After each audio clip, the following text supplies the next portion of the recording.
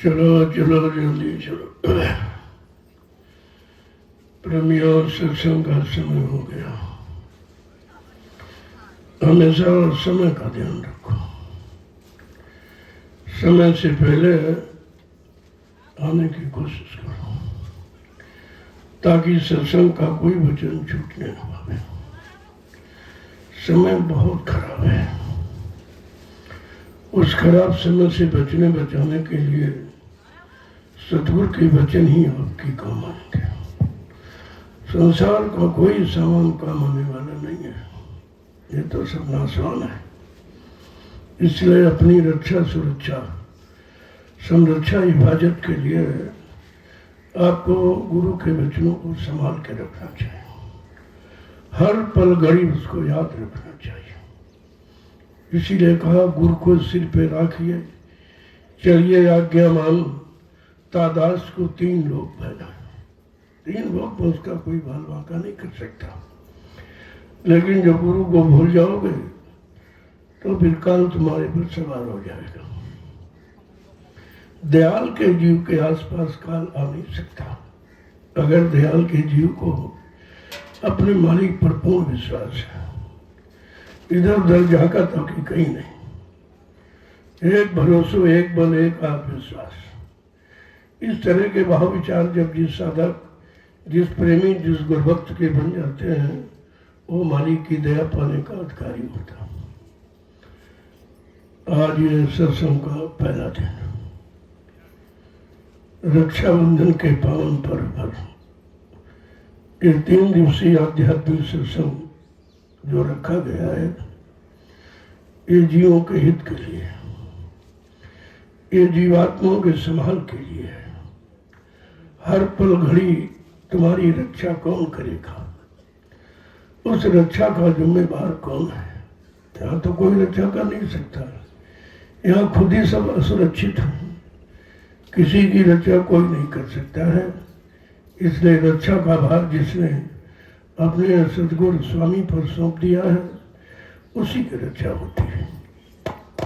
आज ये पर्व उसी रक्षक की यादगार का है। कितना पुराना पर्व है, लेकिन धीरे धीरे लोग भ्रमित हो गए। इस पर्व की असली महिमा तो लोगों को बता ही नहीं गई। या तो बताने वाले नहीं रहे, या लोगों ने कोशिश नहीं की। उनके करीब गए नहीं और उनसे पूछा नहीं कि हमारी रक्षा कौन करेगा। और सब इसी काल माया के झगड़े झंझटों में फंसकर इसी नासवान सामान को और लोगों को अपनी रक्षा का उत्तरदायित्व देती है। कितनी बड़ी भूल है। यह काम कोई कर ही नहीं सकता सृष्टि में। ऐसा कोई पैदा ही नहीं हुआ है जो तुम्हारी रक्षा करे, तुम्हारी हिफाजत करे, तुम्हारी जीवात्मा का कल्याण करे और इसको नरकों से बचाए। ये काम किसी के अधिकार में नहीं है। न ऋषि, न मुनि, न योगी, न योगेश्वर, न ब्रह्मदर्शी, न तत्वदर्शी।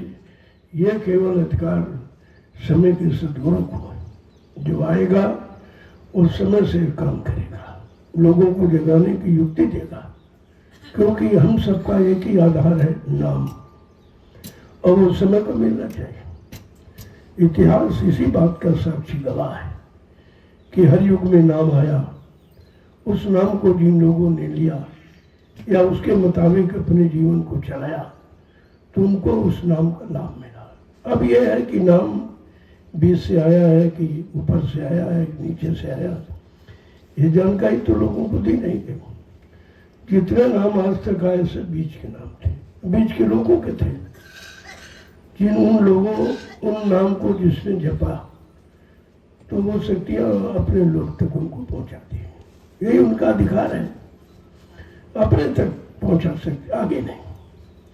लेकिन अब ये नहीं बताया गया कि हम जीवात्माओं का असली घर, असली मुकाम मंडल लोग कहाँ है। ये जानकारी तो केवल कलयुग में सदगुरु ने दी है, बाकी किसी को नहीं मालूम था। ये भेद ही नहीं मालूम, ये भेद छिपा था। इसीलिए सबके जीव काल के अधीन रहे, काल की गुलामी करते रहे, काल की दास्ता में जकड़े रहे, निकल नहीं पाए। आज ये अवसर हम सजीवों को सद्गुरु ने प्रदान किया है, तो उस अवसर का हमें आपको लाभ ले लेना चाहिए। उन्होंने 3 रास्ते रखे, अध्यात्म के 3 स्तंभ हैं, सत्संग करो, सेवा करो और भजन करो। इसके अलावा चौथा कोई रास्ता नहीं।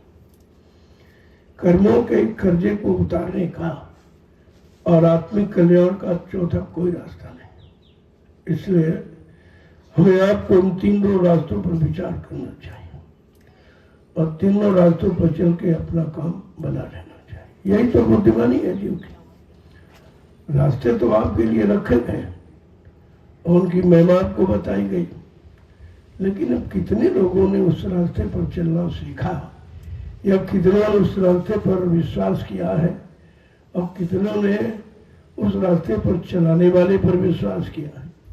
यह सब जानकारी आपको सत्संग के माध्यम से लेनी चाहिए। सत्संग का मतलब है समझौती, भूली बिसरी बातों को याद दिलाना और उनको असली रास्ते पर चलाना। ये सत्संग का काम है। सत्संग कोई गाना बजाना नहीं है, सत्संग कोई किस्सा कहानी नहीं है, कोई कथा वार्ता नहीं है, सत्संग कोई मनोरंजन नहीं, सत्य का संग है। जिस दिन कर लेगा कोई भी जीव हो, छोटे बड़े गरीब अमीर जात पात से मतलब नहीं है। जो अपने सद्गुरु पर पूर्ण विश्वास करके ये काम कर लेगा उसका काम हो जाएगा। इसीलिए तो उन्होंने कोई मतभेद नहीं रखा। संत मत में कोई जात पात नहीं है, संत मत में कोई मजहब धर्म नहीं है, संत मत में कोई छोटा बड़ा गरीब अमीर पढ़ा लिखा अनपढ़ नहीं है, संत मत में कोई स्त्री पुरुष भी नहीं है। स्त्री पुरुष तो ये काल की रचना है।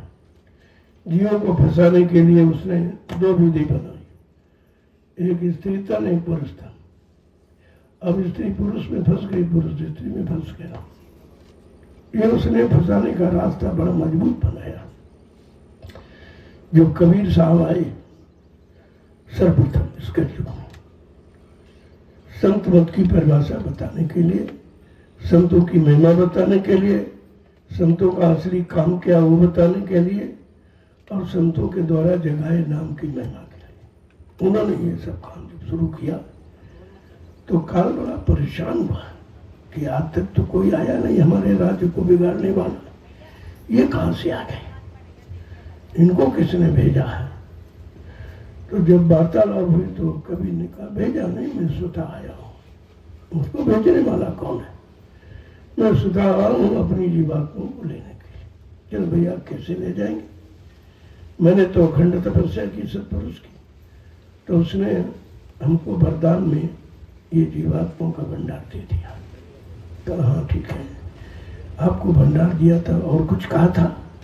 कल वो मुझे याद नहीं है। कल उन्होंने कहा था कि भंडार तो ले जाओ, लेकिन मेरी एक संत सूरत बोध और संत रूप में आता जाता रहेगा, वो जीवात्माओं को जगाता रहेगा, घर पहुंचाता रहेगा, तुम इसमें कोई दखलंदाजी नहीं करोगे। कल हाँ ये कहा था। फिर उसने 3 वादे करवा लिए, बाचा वचन दे दिए कि भाई आप 3 काम नहीं करोगे। कल बताओ भाई, कल आप जीव के साथ जबरदस्ती नहीं करोगे।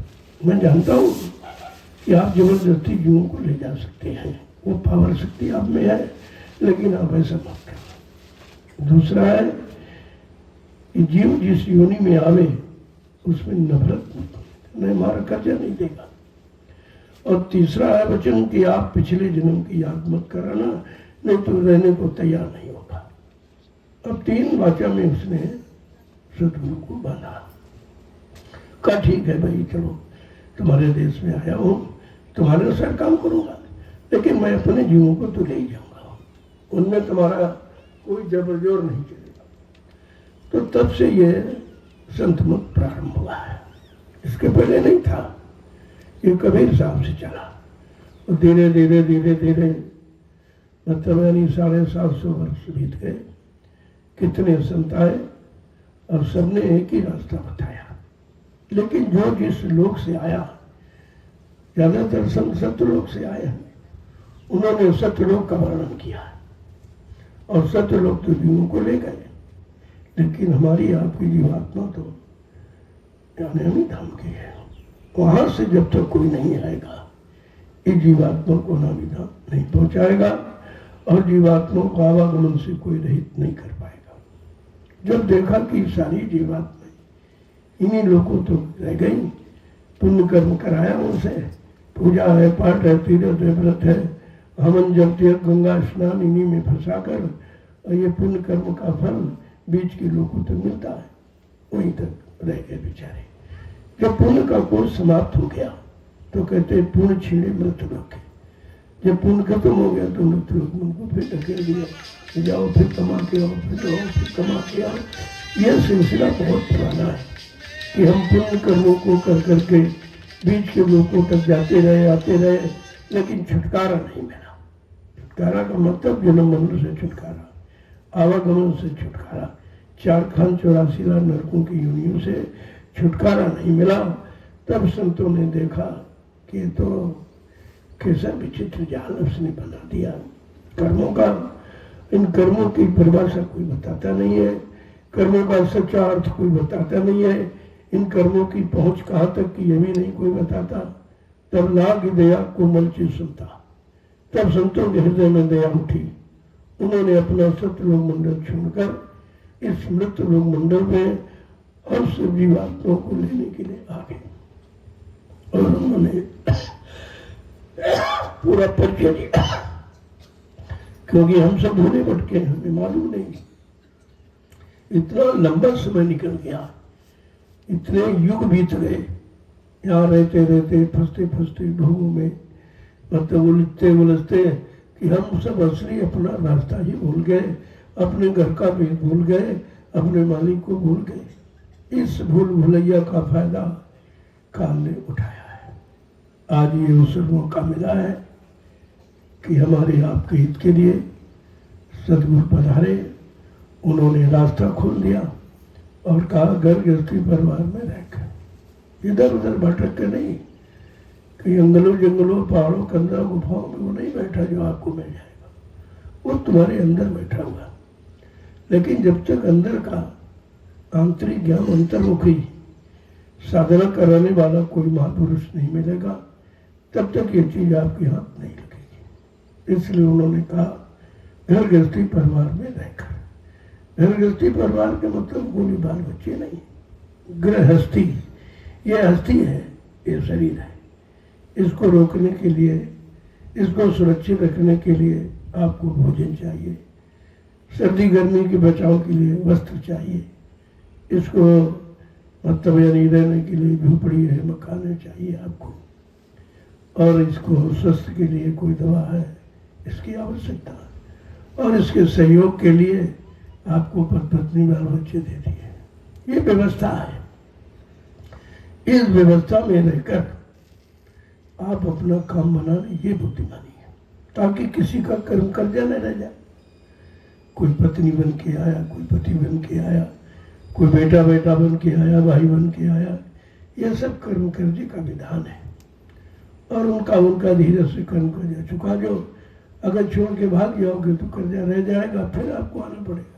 इसीलिए ऋषि मुनि निकल नहीं पाए, वो हट करके जंगल चले गए और कर्जा छूट गया, फिर उनको आना पड़ा। हजारों जन्म तपस्या करने के बाद भी ये कर्म कर्जे से मुक्त नहीं हो पाए।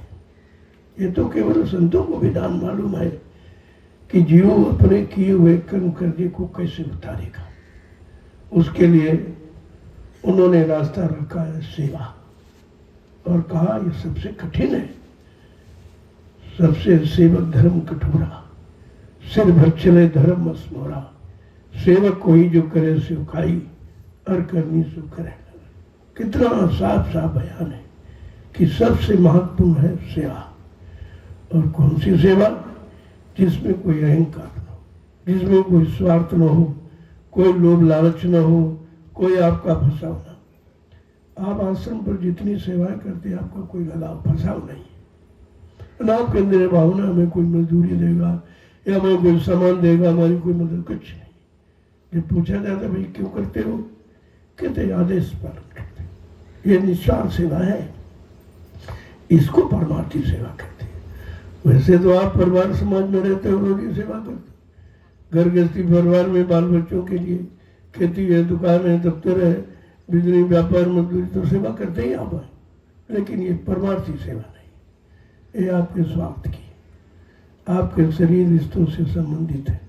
समाज की सेवा, देश की सेवा, इसमें भी आपका मान सम्मान छिपा है, इसमें भी तरह तरह के आपको लाभ की भावना बनी हुई है, इसीलिए परमार्थी सेवा नहीं है।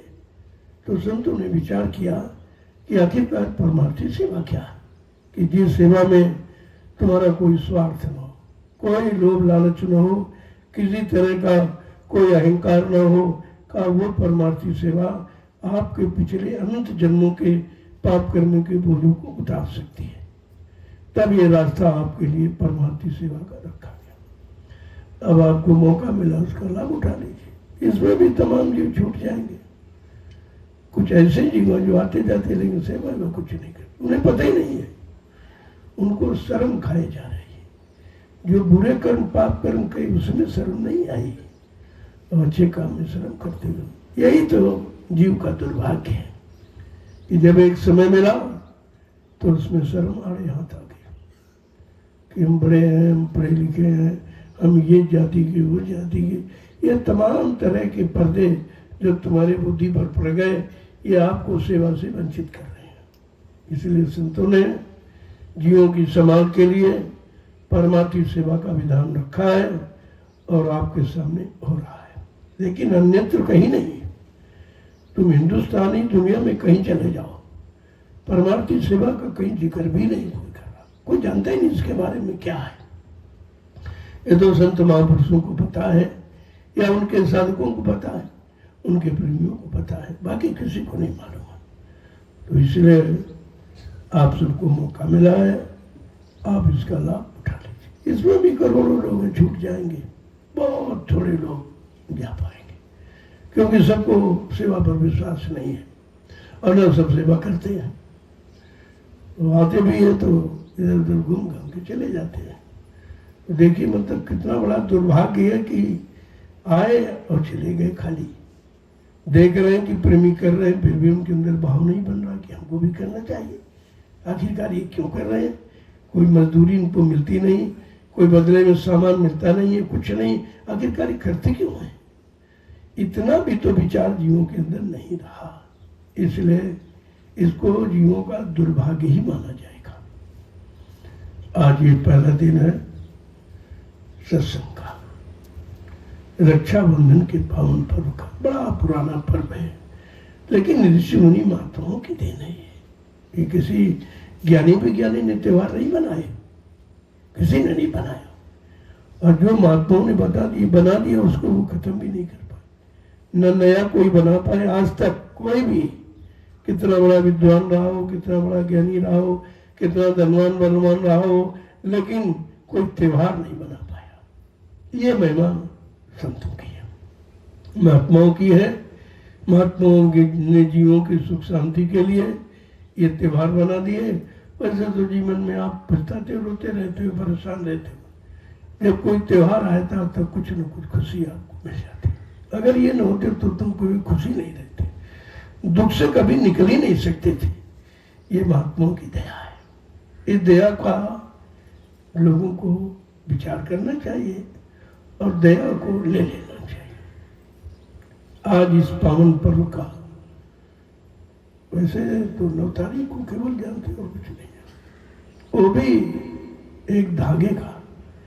धागा का मतलब नहीं समझा। धागा का मतलब क्या है? बंधन। धागा माने बंधन है, लेकिन उस बंधन से आप किसकी रक्षा कर सकते हैं? तुम अपनी नहीं कर सकते, दूसरे क्या करो?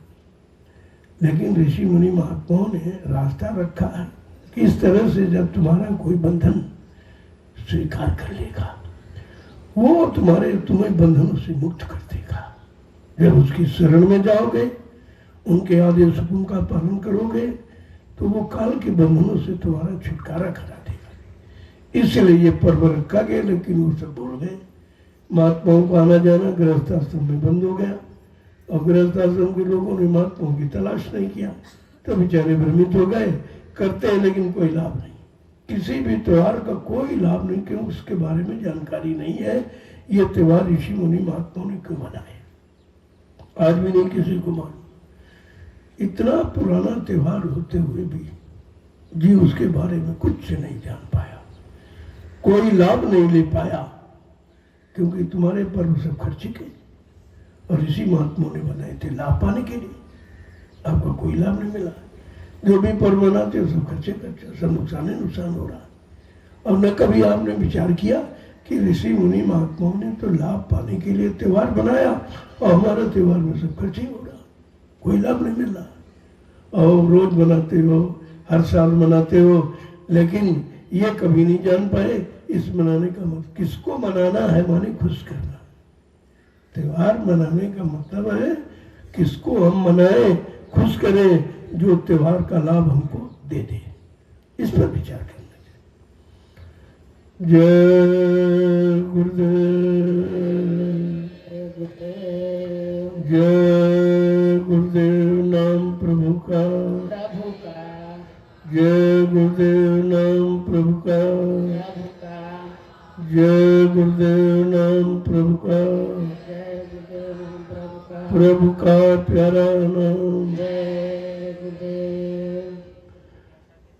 समृद्ध दाता दयालु पूज्य स्वामी जी महाराज, आज की इस पावन पवित्र पर्व के आध्यात्मिक सत्संग में जो आज पहला दिन है, शामिल होने वाले सभी सत्संगी प्रेमी जनों, देखो जीवों का जब सबके लिए बताया गया था तो सबको भक्ति में प्रचार कर दिया गया, लेकिन कितने लोग शामिल हो पाए इसी को देखो। अब यहीं से समझ लो कितने शामिल हैं, कितने चलेंगे, कितने पहुंचेंगे।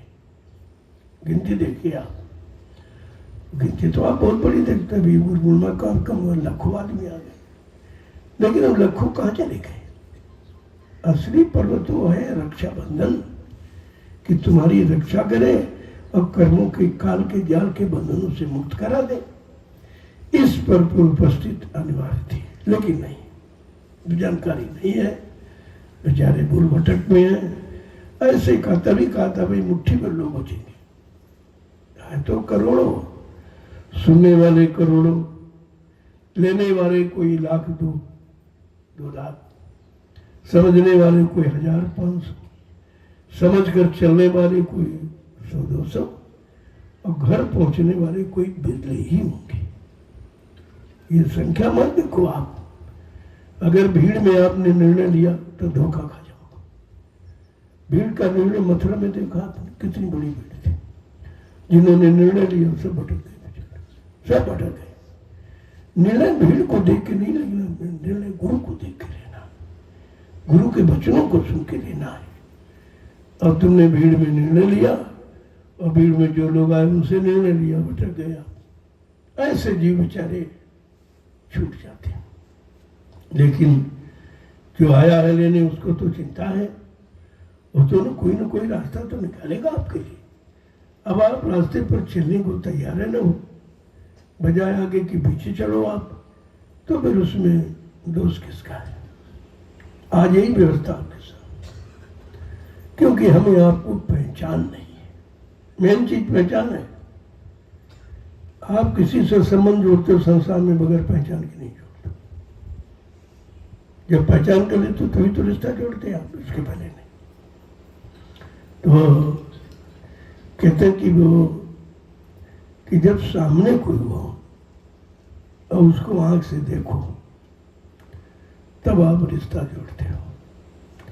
लेकिन जितने रिश्ते तुम्हें आज तक बताए गए, आपने किसी को नहीं देखा, न कोई देवी, न देवता, न भगवान, न खुदा, न गॉड, न ब्रह्मा, न विष्णु, न महादेव, न राम, किसी को आप नहीं देखा। ये बिना दिखे का रिश्ता कैसे आपका?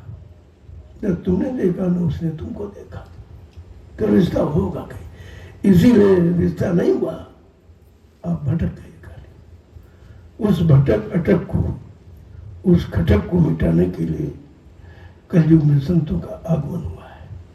वो सारी भूल भटक से आपको अलग कर देंगे, अगर आपने उनके वचनों पर विश्वास किया। उनको अपना बना लिया, अपना मान लिया, तो तुम्हारे मन की सारी कच्चाई को निकाल देंगे। धीरे धीरे धीरे धीरे हर तरफ से तुमको खाली कर देंगे। तो कहने का मतलब हमें पहचान नहीं। अगर तुमने अपने गुरु को पहचाना होता तो आज भटक कहाँ थे? न जाना, न माना, न पहचाना, न आपने अपना कोई काम बना पाया। ये जीव की कितनी बड़ी भूल है, कितना बड़ा भ्रम है कि सब कुछ मिलने के बावजूद भी हम अपना कोई काम नहीं बना पाए। इसलिए महापुरुषों ने संकेत में कुछ कहा, उसे आप सुन लीजिए। उसे हमको किताबों की जरूरत नहीं है, तो गुरु ने पढ़ा दिया सब, लेकिन फिर भी आपको विश्वास नहीं होगा कि अपने मन से कह रहे हैं और किसी ने कहा कि नहीं कहा। तो मैं थोड़ा सा संतों के प्रमाण को लेकर के आपके सामने रख रहा हूँ। सबने कहा, क्या कहा कि गुरु माई अपना रूप दिखाओ,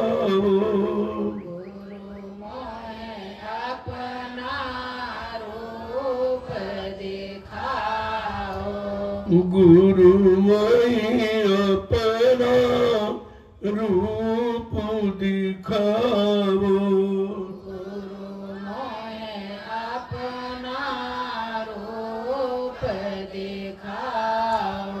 देखो कैसी विचित्र बात, कहते अपना रूप दिखाओ। अपना मन, अपना निज रूप, अपना असली रूप। ये तो नर शरीर तो आपने धारण किया है जीवों को जगाने के लिए, लेकिन वो असली रूप जिससे तुम घर पहुंचाओगे। तो क्या कह रहे हैं?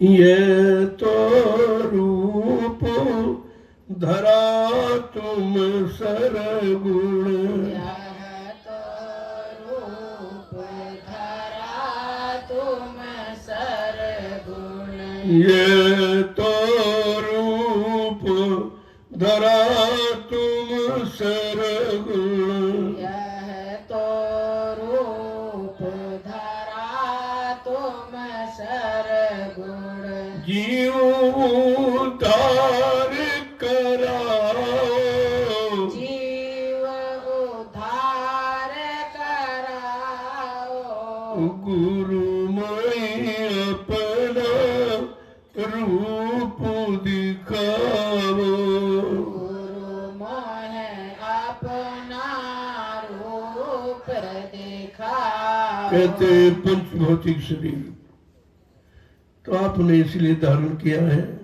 जीवों को जगाने के लिए कि जीव इसी पंचभौतिक शरीर में है। अगर आप ये धारण करते तो जीवों को पता ही नहीं चलता कौन आया कौन नहीं आया। तो ये तो रूप आपने जीवों को जगाने के लिए धारण किया, लेकिन जो तुम्हारा असली रूप दिव्य रूप है जिससे आप घर पहुंचाते हो, वो भी रूप दिखाओ।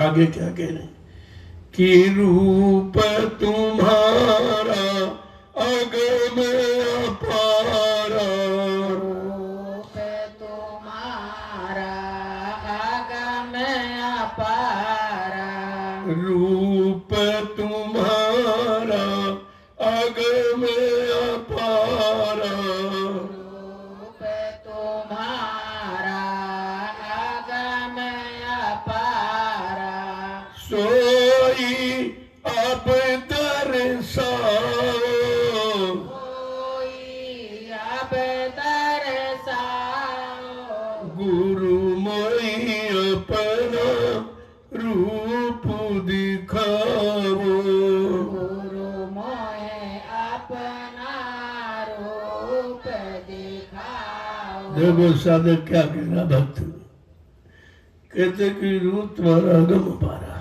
उसका तो कोई वर्णन ही नहीं है। उस असली दिव्य रूप का कोई वर्णन नहीं है, वो अवर्णनीय है, अकथनीय है, अनिर्वचनीय है।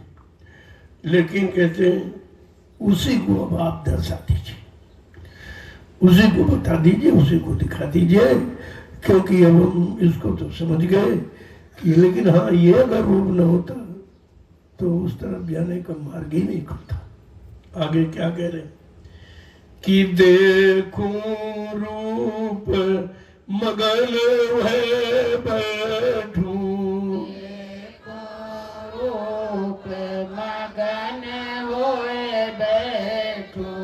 देखो रूप मगन भय बैठूं, देखो रूप मगन होए बैठूं, अभय दान दिलवाओ, दान दिलवाओ, गुरुमयी अपना रूप दिखाओ। मोहे अपना रूप दिखाओ। तुम्हारे वास्तविक असली दिव्य रूप को देखकर मगन हो जाओ, खुश हो जाऊंगा। और क्या कह रहे हैं? अभय दान दिलवाओ। जो काल का भय लगा हुआ है, 24 घंटे काल का भय रहता है, पता नहीं कब किसमें फंसा ले, पता नहीं कब कहाँ गिरा दे। काला इससे मुक्त करा दो, मुझे अभय कर दो, मैं भय रहित हो जाऊंगा। आगे क्या कह रहे हैं? कि ये भी रूप प्यारा मोको, यह भी रूप प्यारा मोको, ये भी रूप प्यारा मोको, यह भी रूप प्यारा मोको, इस ही से उसको समझाओ, सही से उसको समझाओ, गुरुमणि अपना रूप दिखाओ। गुरु मोहे अपना रूप दिखाओ। ये जिस्मानी रूप भी हमको बड़ा प्यारा है, क्योंकि हमको तो इसी से रास्ता मिला है, यही मेरा आधार है उस तक पहुंचने का, इसलिए ये हमको बहुत प्यारा है। लेकिन कह रहे सही से उसको समझाओ। अब इसी से, इसी के अंदर जीवात्मा बैठी है, कल उसको उससे मिलाओ, तो दोनों काम हो जाए। ये भी रूप आपका, वो भी रूप आपका। आगे क्या कह रहे हैं? कि बिनहि स्वरूप काज नहीं होई, बिनहि स्वरूप काज नहीं होई, बिनहि स्वरूप काज नहीं होई, बिनहि स्वरूप काज नहीं होई, क्यों कर उसे लखाओ, क्यों कर उसे लखाओ, गुरुमयी अपना रूप दिखाओ। गुरु मोहे अपना रूप दिखाओ। क्या मैंने ये मान लिया, जान लिया, बिना जिस्मानी से नूरानी नहीं मिलेगा। ये भी जरूरी है, इसका भी महत्व है, इसकी भी महिमा है, लेकिन इसके द्वारा अब उसको भी दिखाओ जिसके लिए मानव तन धारण किया है, जिसके लिए जीवात्मा इस मनुष्य मंदिर में आई है, तो उसका भी काम हो जाए। आगे क्या कह रहे हैं? कि तात महिमा भारी इसकी, ताते महिमा भारी इसकी, तात महिमा भारी इसकी, ताते महिमा भारी इसकी, पर भी दिखलाओ, पर ओ भी दिखलाओ, गुरुमयी अपना रूप दिखाओ। गुरु मोहे अपना रूप दिखाओ। मैंने ये समझ लिया है भी जिस्मानी के नूरानी नहीं मिलता, इसलिए इसकी महिमा है, इस महिमा को मानता हूँ, लेकिन ये जिस्म सार्थक जब ही होगा जब वो रूप मिलेगा। इसलिए इसके साथ साथ उसको भी दिखा, उसको भी देखने की युक्ति दे दो, दया कर दो और मिला दो, पहुंचा दो। आगे क्या कह रहे हैं कि वो तो रूप सदा तुम धारो, वह तो रूप सदा तुम धारो, वो तो रूप सदा तुम धारो, वो तो रूप सदा तुम धारो, याते जीव जगाओ, याते जीव जगाओ, गुरुमयी अपना रूप दिखाओ। गुरु मोहे अपना रूप दिखाओ। कहा वो तुम्हारा रूप अनवरत है, वो कभी खत्म नहीं होता है, ये नासान है। इसलिए आप ये दया करो, कृपा करो। माना है कि ये जिस्म शरीर से आप जीव को जगाते हैं और बगैर जगाए जीव बेचारा समझेगा नहीं। तो महिमा तो हमको दोनों की मालूम है, लेकिन अब इसको सार्थक करने के लिए उस रोग को भी आप देखने की युक्ति दे दो, दया कर दो, कृपा कर दो, क्योंकि बगैर दया के उस रूप का दर्शन नहीं हो सकता। आगे क्या कह रहे हैं, ये भी भेद सुना मैं तुमसे, यह भी भेद सुना मैं तुमसे, ये भी भेद सुना मैं तुमसे, यह भी भेद सुना मैं तुमसे, सूरति सात मरग नित गाओ, सुरति शब्द मार्ग नित गाओ, गुरुमयी अपना रूप दिखाओ। गुरु मोहे अपना रूप मैंने ये दिखाओ। सारा भेद आपसे सुना, आपने सत्संग वचनों के द्वारा ये सारा भेद आपने बता दिया है, जिस्मानी का भी और नूरानी का भी। लेकिन ये कह रहे हैं कि जो आपने एक शब्द उच्चारण किया, सूरत शब्द मारक, वो क्या है?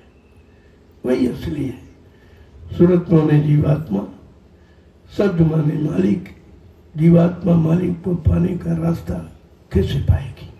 वो मार्ग बताइए आप, वो रास्ता बताइए। उस रास्ते पर दृढ़ता मजबूती के साथ आप चलाइए और शक्ति प्रदान कीजिए ताकि मैं उस रास्ते पर खड़ा रहूं। आगे क्या कह रहे हैं कि शब्द रूप जो रूप तुम्हारा, शब्द रूप जो रूप तुम्हारा, शब्द रूप जो रूप तुम्हारा, शब्द रूप जो रूप तुम्हारा, वहाँ में भी अब सूरति पठाओ, वामे भी अब सुरति पठाओ, गुरुमयी अपना रूप दिखाओ। गुरु मोहे अपना रूप दिखाओ। तुम्हारा असली रूप शब्द रूप है, जिसमें सुरति बैठ के घर जाएगी, जिसको पकड़ के सूरत घर जाएगी जीवात्मा का, उसको भी तो आप दर्शाओ, उसको भी बताओ, उस पर दृढ़ता मजबूती के साथ खड़ा करने की शक्ति प्रदान करो, क्योंकि बेचारा कमजोर है। का हमारे बस की बात नहीं कि हम स्वतः चल सके या स्थिर रह सकते हैं, खड़े रह सकते हैं। हम तो भूल भुलैया वाले जीव हमेशा भूलते रहते हैं। आपकी दया हो जाए, आप कृपा कर दें तो हमारा ये रास्ता शब्द का यानी मजबूत हो जाए।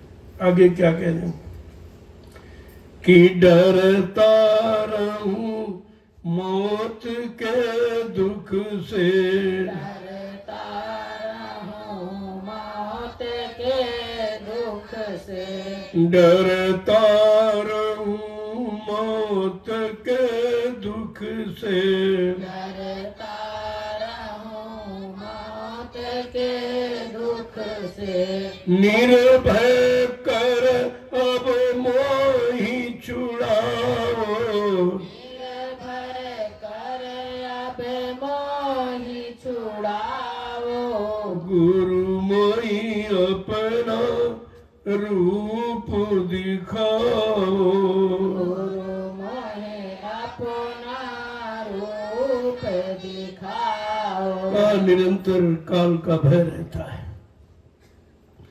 उसका 24 घंटे भय रहता, कब नहीं पता नहीं कब से बाहर कब ले जाए शरीर को, कुछ बताता भी नहीं, कोई सूचना भी नहीं देता है और अचानक लेके चल देता है।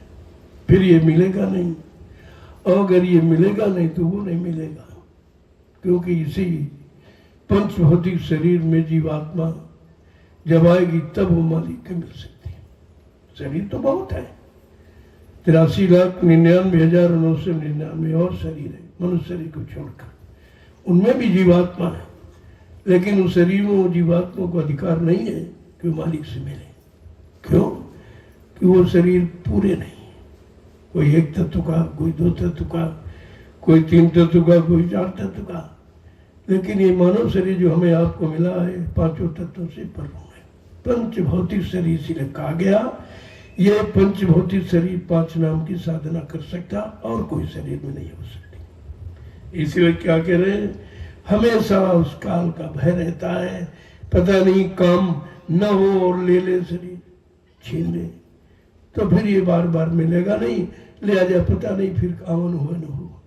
क्या कह रहे हैं, अब निर्भय कर दो, इस काल माया के देर से छुटकारा दिला, इसका भय ही खत्म हो जाए, ना आना पड़े, न जाना पड़े, न जन्म लेना, न मरना पड़े। अगर ये छुटकारा हो जाए तो निर्भय हो जाऊंगा। आप वो दया कृपा कर दीजिए। आगे क्या कह रहे हैं कि दीन दयाल जीव हितकारी, दीन दयाल जीव हितकारी, दीन दयाल जीव हितकारी, दीन दयाल जीव हितकारी, सतगुरु स्वामी काज बनाओ, सतगुरु स्वामी काज बनाओ, राधा स्वामी काज बनाओ, राधा स्वामी काज बनाओ, गुरु मोहि अपना रूप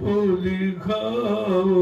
गुरु मोहे अपना रूप दिखाओ। हे दीनों के दाता, हे दयालु महाप्रभु, अब ये काम तुम्हारे ऊपर है, तुम्हारे सिवा ये जीवात्माओं का काम, ये आवागमन से छुटकारा दिलाना कोई नहीं कर सकता।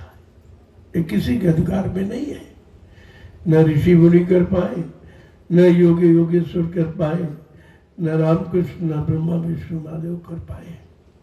ये तो आपके ऊपर है, आप दीनों के दाता हैं, आप दयालु हैं, आप दया करके हमारा ये काम बना दीजिए। सतगुरु स्वामी काज बनाओ। सतगुरु यानी सब गुरुओं के स्वामी, सब गुरुओं के गुरु वो सतगुरु हैं। सारे गुरु जितने गुरु आए सबके गुरु हैं सतगुरु। राधा स्वामी का मतलब लोगों ने बताया नहीं, किसी समझाया नहीं, बेचारे फंस गए। वो भी नाम तो निकालने के लिए आता है, ये सब फंस गए नाम में। तो इस नाम को जगाने वाले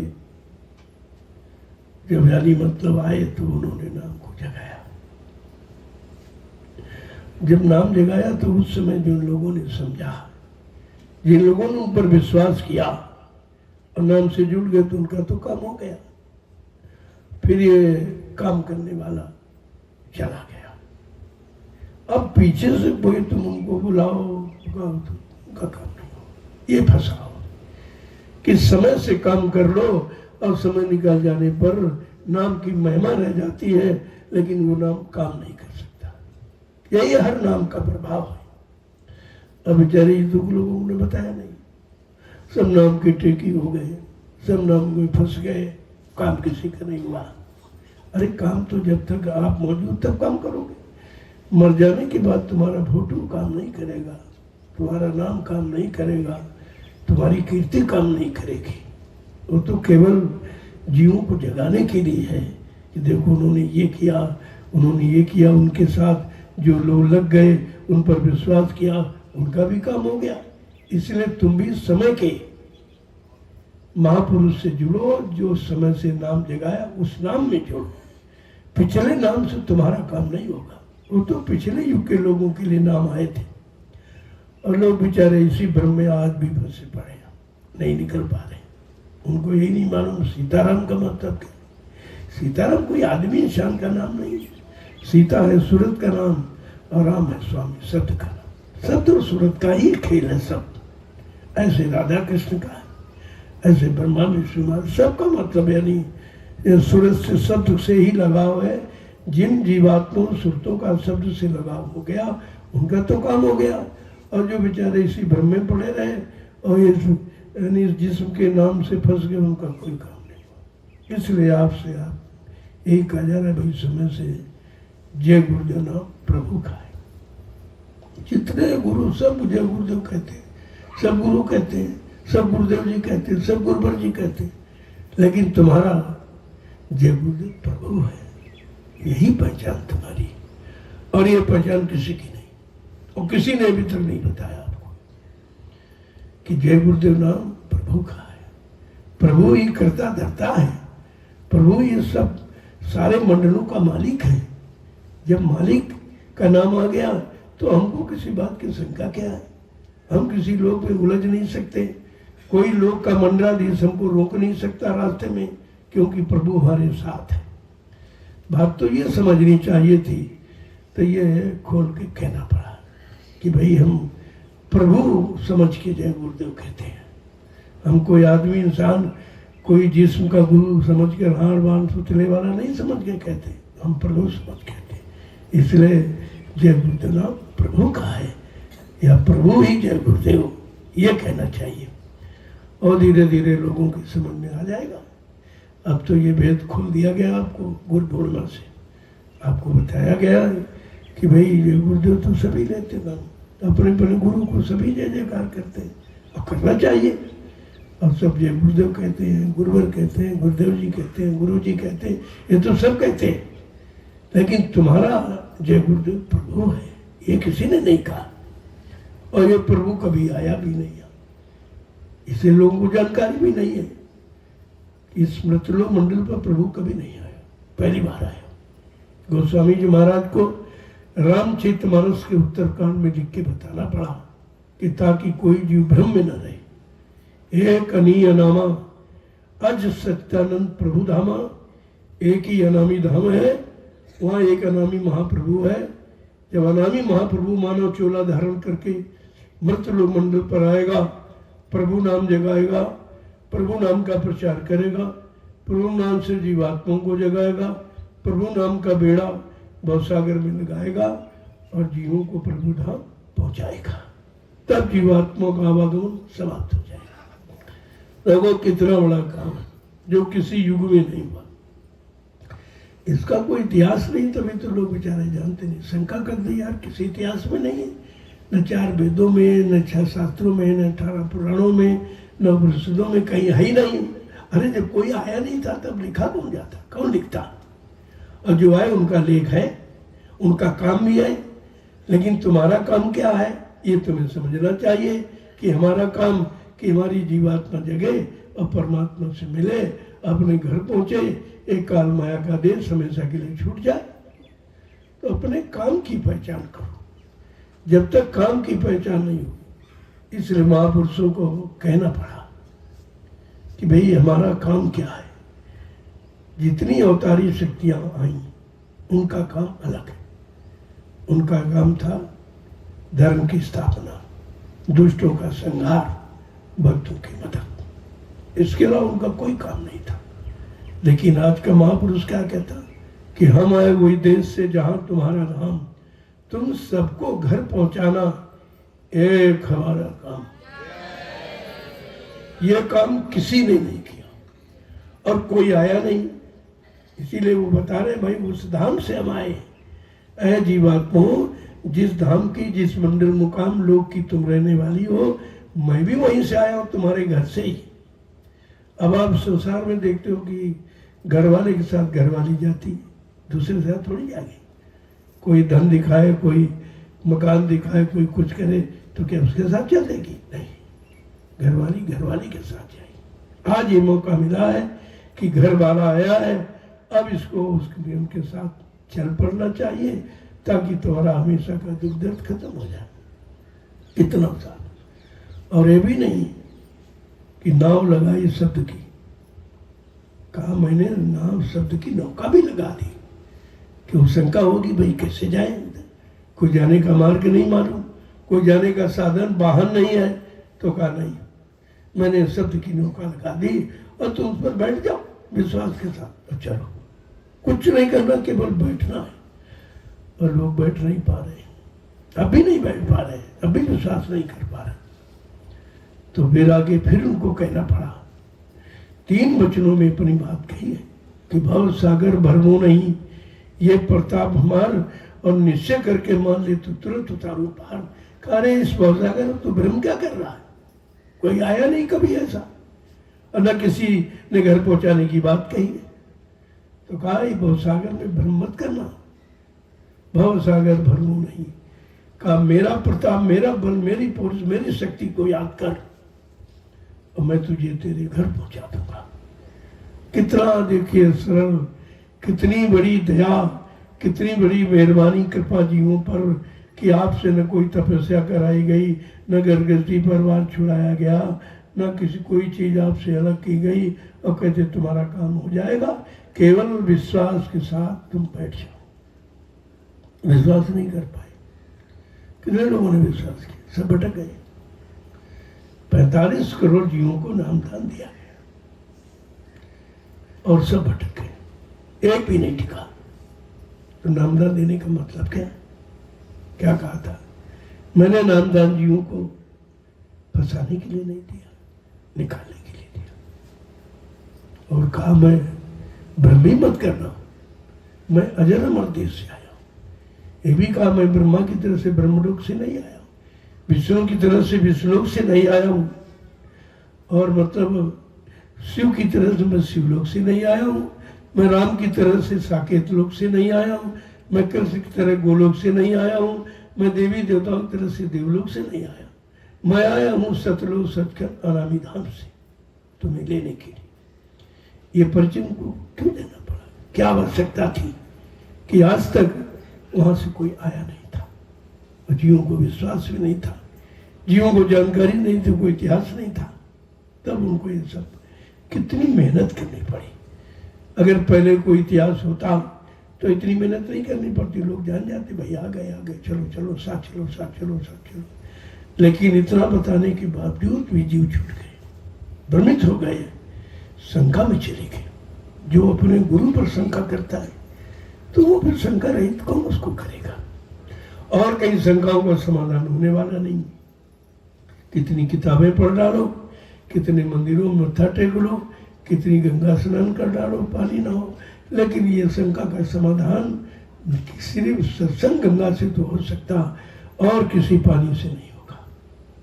कितनी बड़ी बात महापुरुषों ने खोल के रखी। इतनी सच्चाई का भेद और रास्ता आज तक इस मृत लोक मंडल पर किसी ने खोला नहीं है। और फिर भी हम लोग भटक गए, फिर भी नहीं समझ पाए, फिर भी नहीं पहचान पाए।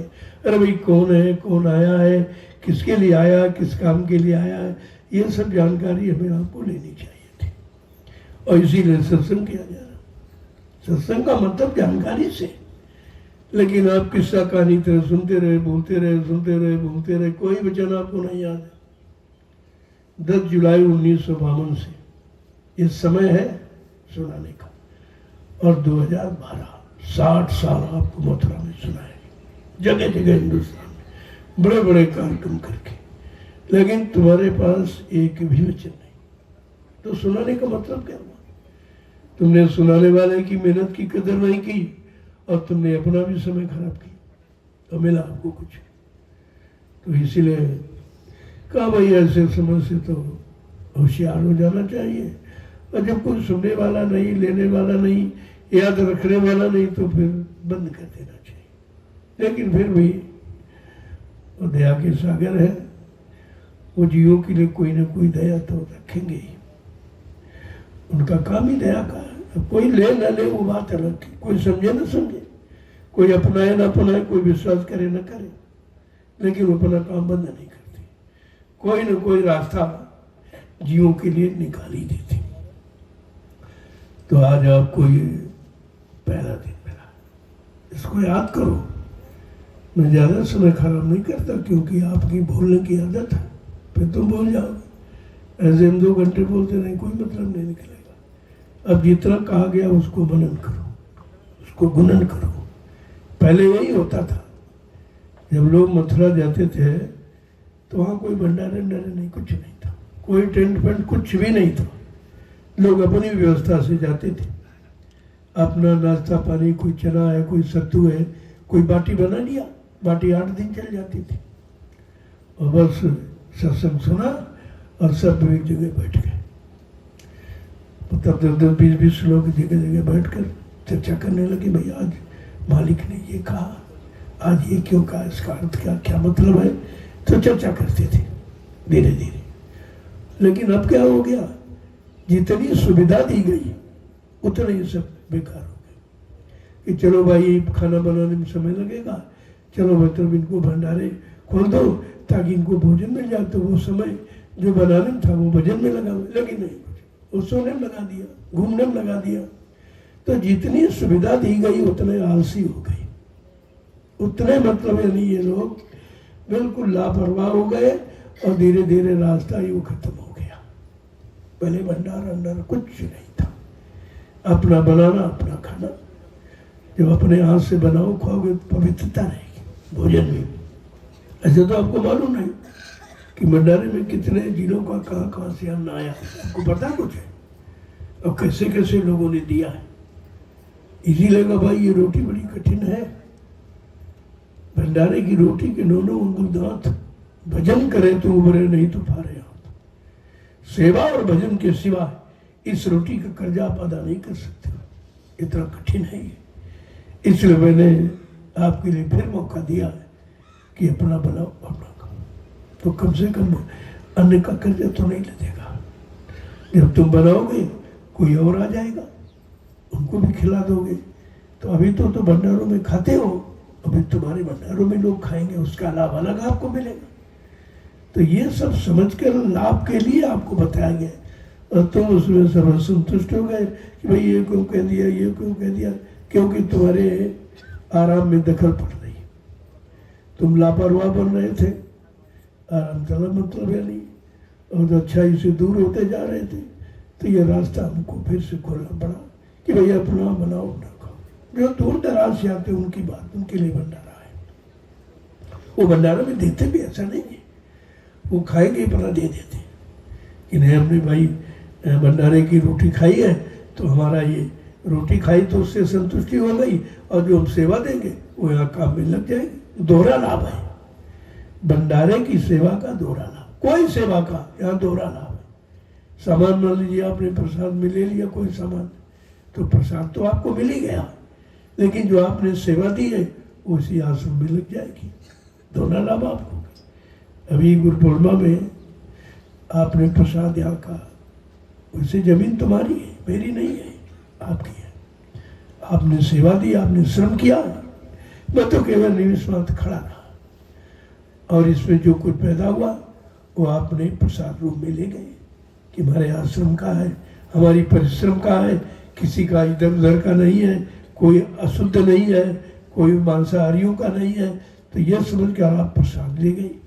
तो प्रसाद का तो लाभ आपको मिला ही, लेकिन जो सेवा आपने दी है वो यहाँ जमीन ली जा रही है, कहीं कोई और व्यवस्था बनाई जा रही, उसमें आपकी सेवा लग गई। तो यह दोहरा लाभ है, क्योंकि ये सेवा मैं नहीं लेता हूँ, न मैं खर्च करता हूँ, न मेरा अधिकार है, और न मैं अपने कोई खाता वाता खोलता, यह काम मैं नहीं करता। हिंदुस्तान में पहला व्यक्ति हूँ जिसका कोई खाता नहीं खोला, आज तक कोई खाता ही नहीं खोला, और एक पैसा किसी का न कभी मांगा, न कभी मांगता हूँ। जो प्रेम से सेवा भाव से प्रेमी देता है उसको उसी सुविधा में लगा देता हूँ तुम्हारे लिए।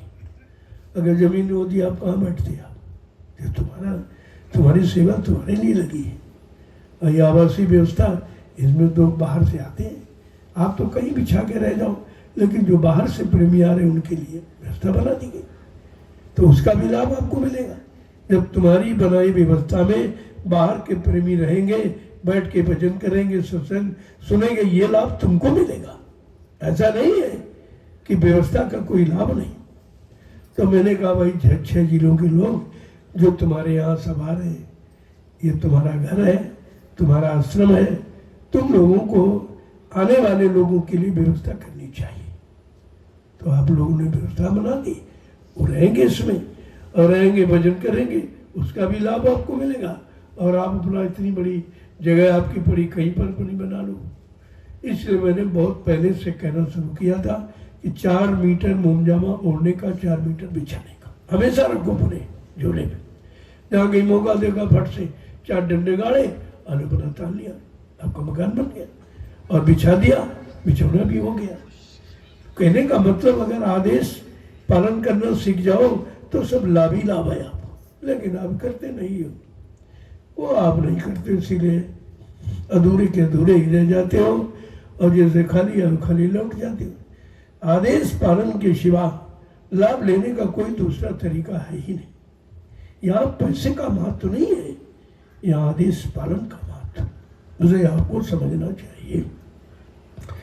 तो मतलब अब जो 6 जिलों को लोग अपना बाहर देखो, सब मैदान आपका पड़ा हुआ है, अपनी झोपड़ी बना लो और ज़्यादा बड़ी बना लो, 2-4 लोग और आए ना रुक जाएंगे, वो भी लाभ आपको मिलेगा।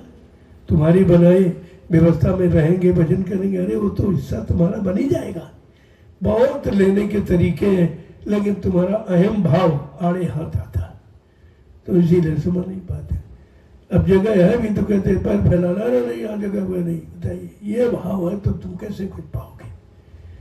कहा तो ये गया था, अगर बाहर का प्रेमी कोई आ रहा हो तो तुम 2 दिन के लिए बाहर हो जाओ और उसको बैठा लो अपनी जगह पर। देखो प्रेम कैसे उमड़ता है, देखो भक्ति कैसे तुम्हारी पनपती है पकती, लेकिन तुम ये करोगे नहीं, तुम नहीं करोगे जो बताया जा रहा। इसीलिए अब दिन की देरी है, इधर से कोई देरी नहीं, देरी तुम्हारी तरफ से सब देरी है। समय तुम देरी कर रहे हो, तुम उस लायक बनी नहीं रहे हो, तुम्हारे अंदर भक्ति का भाव ही नहीं है, सेवा का भाव नहीं है, तो फिर ऐसे सतयुग आने वाला नहीं जो सोचते हो, ऐसे नहीं आएगा।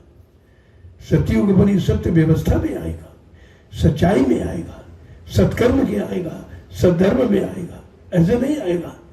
कोई आदमी थोड़ी पकड़ के ले आए तुमको दिखा देंगे यहाँ सतयुग आ गया।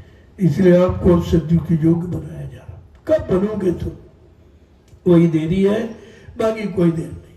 आपके बनने में देरी है, आप बन जाए, तैयार हो जाए, कल आपके सामने खड़ा हो जाएगा सतयुग। वो भी आने के लिए उतावला है सतयुग, लेकिन वो आए कहाँ, जगह नहीं गई, तुमने जगह बना के कहीं नहीं दी। और ये जहाँ तुम जगह बनाए हो वहाँ वो आएगा नहीं, वो तो प्रेम में आएगा, सेवा में आएगा, सद्भाव में आएगा, सद्विचार में आएगा, सत्कर्म में आएगा। वो ऐसे नहीं आएगा जैसे आप सोचते हो। तो कितने दिनों से आपको ये सब पहचान बताई जा रही है, कलयुग की पहचान और सतयुग की पहचान। और नहीं करोगे तो ऐसे ही जीवन निकल जाएगा, पता नहीं फिर मानो शरीर मिले मिले न मिले। इसलिए जीवन रहते हैं अपना काम बनाओ। अब तो आपके लिए सरल कर दिया गया, चलो कुछ नहीं करते तो सेवा तो कर ही सकते हो। सबसे बड़ा धर्म है सेवा। सेवा से सब कुछ जीता जा सकता है, सेवा से सबको लिया जा सकता है, सेवा से जबरदस्ती अपना अधिकार प्राप्त किया जा सकता है। सेवा वो है, लेकिन निस्वार्थ सेवा करो।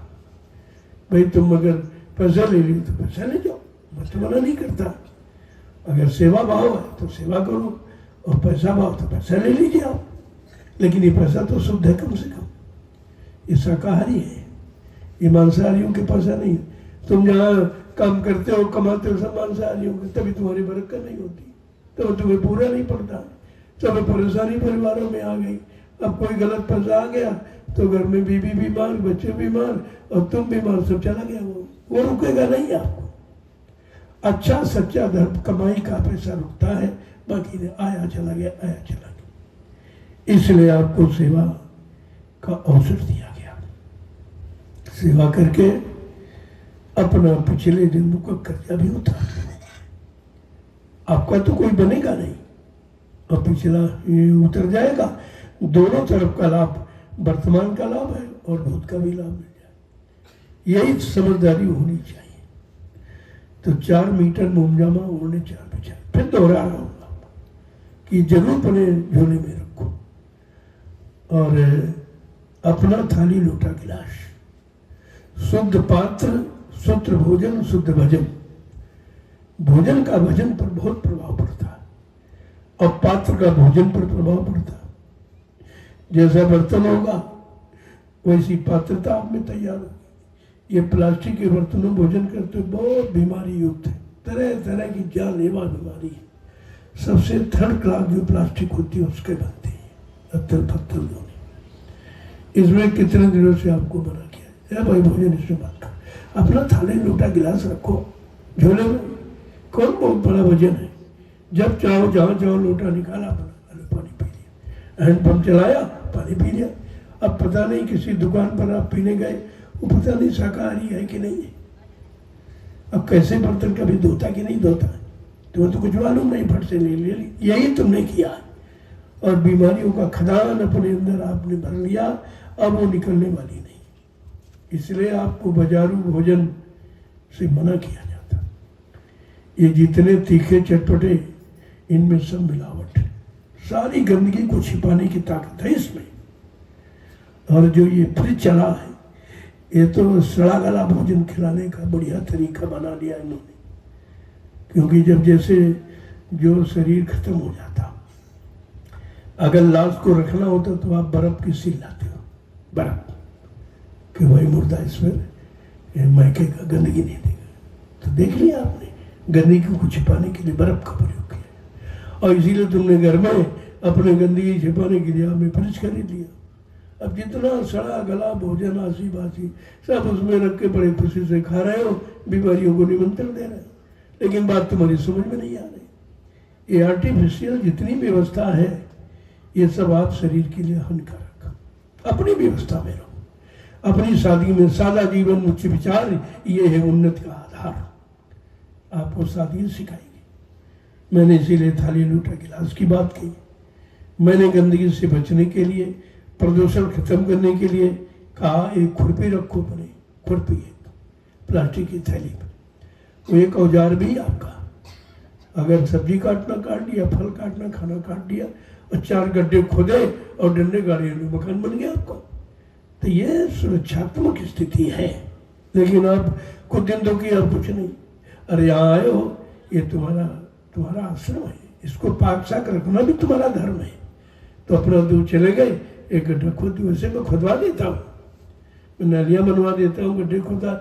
लेकिन जिन्होंने खोदा बनाया वो तुम्हारा लाभ में उनका बंटवारा हो जाएगा। वो सेवा का लाभ आपसे ले लेंगे। इसलिए अपनी व्यवस्था में रहो। अपनी व्यवस्था का मतलब अपनी ही सारी व्यवस्था अपने अनुसार बनाकर रहो, तो तुम्हारे परमार्थ में कोई बंटवारा नहीं कर सकता। तुम्हारे भजन में कोई कटौती नहीं होगी, तुम्हारी सेवा में कोई कटौती नहीं होगी। लेकिन जब बात समझोगे तब, नहीं समझोगे ऐसे उलझे रहोगे आप। तो खुरपी ले, अपना गड्ढा खोद दिया, तो पूछ लिया भाई किधर जाना, और गड्ढा खोद दिया। रोज अपना गए और मिट्टी डाल दी, पैर से मिट्टी खिसका दी, रोज जाओ रोज मिट्टी, और वो धीरे धीरे गड्ढा अपने आप पूरा। जब तुम यहाँ से चलोगे गड्ढा पूरा, कोई कहीं प्रदूषण नहीं होगा, कोई गंदगी नहीं, कोई बीमारी नहीं फैलेगी, और सबसे बड़ा लाभ कि तुम्हारी जमीन की उर्वरक शक्ति बढ़ जाएगी, जिसमें 7 दिवसीय का कार्यक्रम गुरु पूर्णिमा का। जिस खेत में प्रेमी दिशा में गए हैं 3 साल तक खाद नहीं डालनी पड़ेगी, कितना बड़ा लाभ है। और ये सफाई का सबसे बड़ा अभियान है। आगे आने वाले समय में सारा हिंदुस्तान का पूरा विश्व तुम्हारे सफाई अभियान को याद करेगा, लेकिन तुम तो कुछ इतिहास बना लो, आप भूल जाते हो, कुछ दिन करते हो कुछ नहीं करते। इसलिए ये व्यवस्था जो बता दी गई वो हमेशा के लिए, कोई कहे न कहे, एक बार आपको बता दिया, अरे भाई यहाँ से फाड़ा उठाया, अपना खुरपी ले ली, या खुरपी अपनी खुद रखो, किसी का कर्जा ही नहीं ला दो, खुरपी कौन भारी वजन है, और एक औजार भी आपके साथ हमेशा मदद करेगा। तो ये सब व्यवस्था व्यवस्थित तरीके से रखने के लिए या रहने के लिए, या आपका परमार्थ खराब न हो, आपकी सेवाओं भजन में कोई बंटवारा न हो, इसलिए मैंने सब व्यवस्थाएं सोच के रखी थी। लेकिन आप कुछ करते हो नहीं, भजन भी नहीं करते हो और सेवा दूसरे की ले लेते हो, जो किया कर रहे हो वो भी खत्म हो गया, तभी आप खाली खाली रह रहे हो, तो कैसे भजन नहीं बनता, ध्यान नहीं बनता। अरे जो बनना चाहिए वो तो बना नहीं पाया अभी तक, जिसका आदेश हो रहा। तो इस चीज को बराबर ध्यान में रखिए आप, कि रोज दोहराया जाता, और नहीं करोगे तुम चलो तुम्हारा काम नहीं, लाभ से वंचित रह जाओगे। अगर कुछ पाना है तो कुछ करना है, बगैर किए तो कुछ मिलेगा नहीं। इसलिए व्यवस्था को ध्यान में रखिए आप, ये रोज न बताना पड़े आपको। कितने दिन से मैं बता रहा हूँ कि इतनी व्यवस्था अपने झोले में रखो। ये कौन सा भारी वजन है भाई, खुरपी कोई वजन है, मोमजामा कोई वजन है, थाली लोटा कोई वजन है? ये तुम्हारी व्यवस्था। अपनी व्यवस्था में रहोगे सुखी सुखी रहोगे। जब लिख के बताया कि पराधीन सपने सुख नहीं, दूसरे के अधीन रहकर व्यक्ति को स्वप्न में भी लाभ नहीं मिले, शांति नहीं मिलेगी। फिर आप वही करते हो, रोज वही करते। तो इसलिए समय से आए हो तो समय का लाभ ले लो, समय निकला जा रहा। आजकल सुबह शाम दोपहर कहते कहते समय जा रहा। समय आपका इंतजार नहीं करेगा, जो आप सोच रहे हो समय आपका इंतजार नहीं करेगा। आपको समय से जागकर जुड़ के अपना काम बना लेना है, ये आपकी बुद्धिमानी होनी चाहिए। यही शिष्यता है, यही तो गुरुमुखता है, यही भक्ति का प्रारूप है। लेकिन आप जब करोगे तब तो कुछ। जय गुरुदेव, जय गुरुदेव। देखो ये 7 बजे सुबह, ताकि आप दिशा माना से फुर्सत हो जाओ। यहाँ सुबह जल्दी बोला नहीं तो फिर तुम सोने लगोगे। मैं सब जानता हूँ ऐसा नहीं है, इसलिए 7 बजे का समय रखा कि अपनी तुम्हारी नींद भी पूरी हो गई।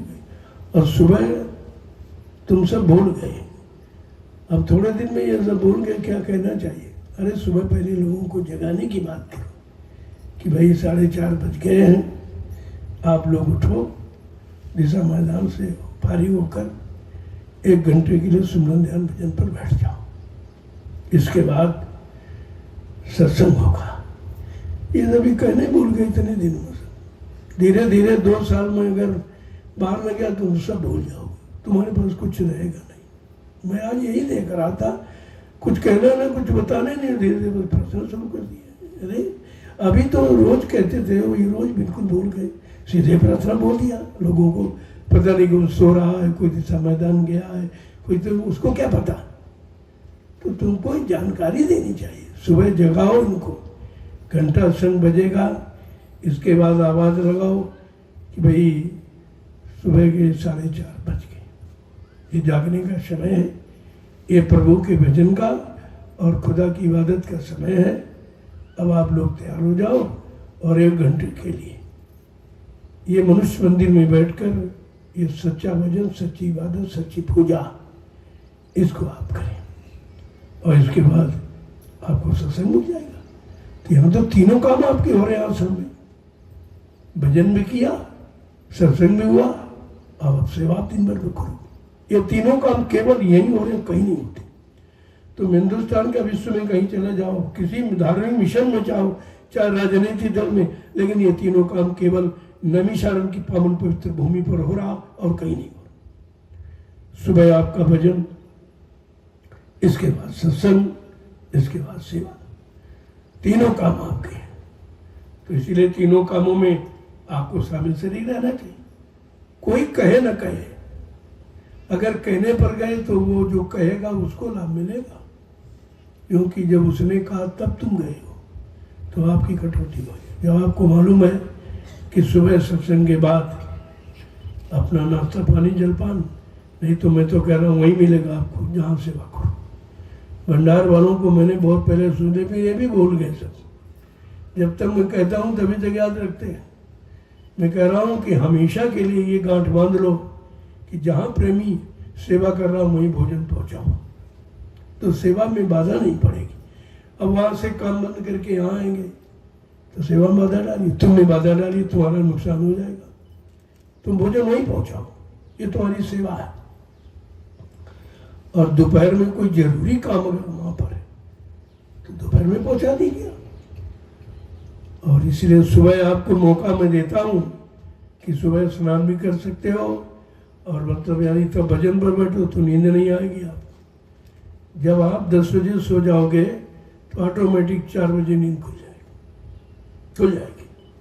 बस उसके बाद आप समाधान के नहा डालें, नहाने को कितनी देर लगती, और नहा कर आए और भजन बैठो तो सुस्ती नहीं आएगी, नींद नहीं आएगी फिर तो आपका और दिन भर का काम हो गया।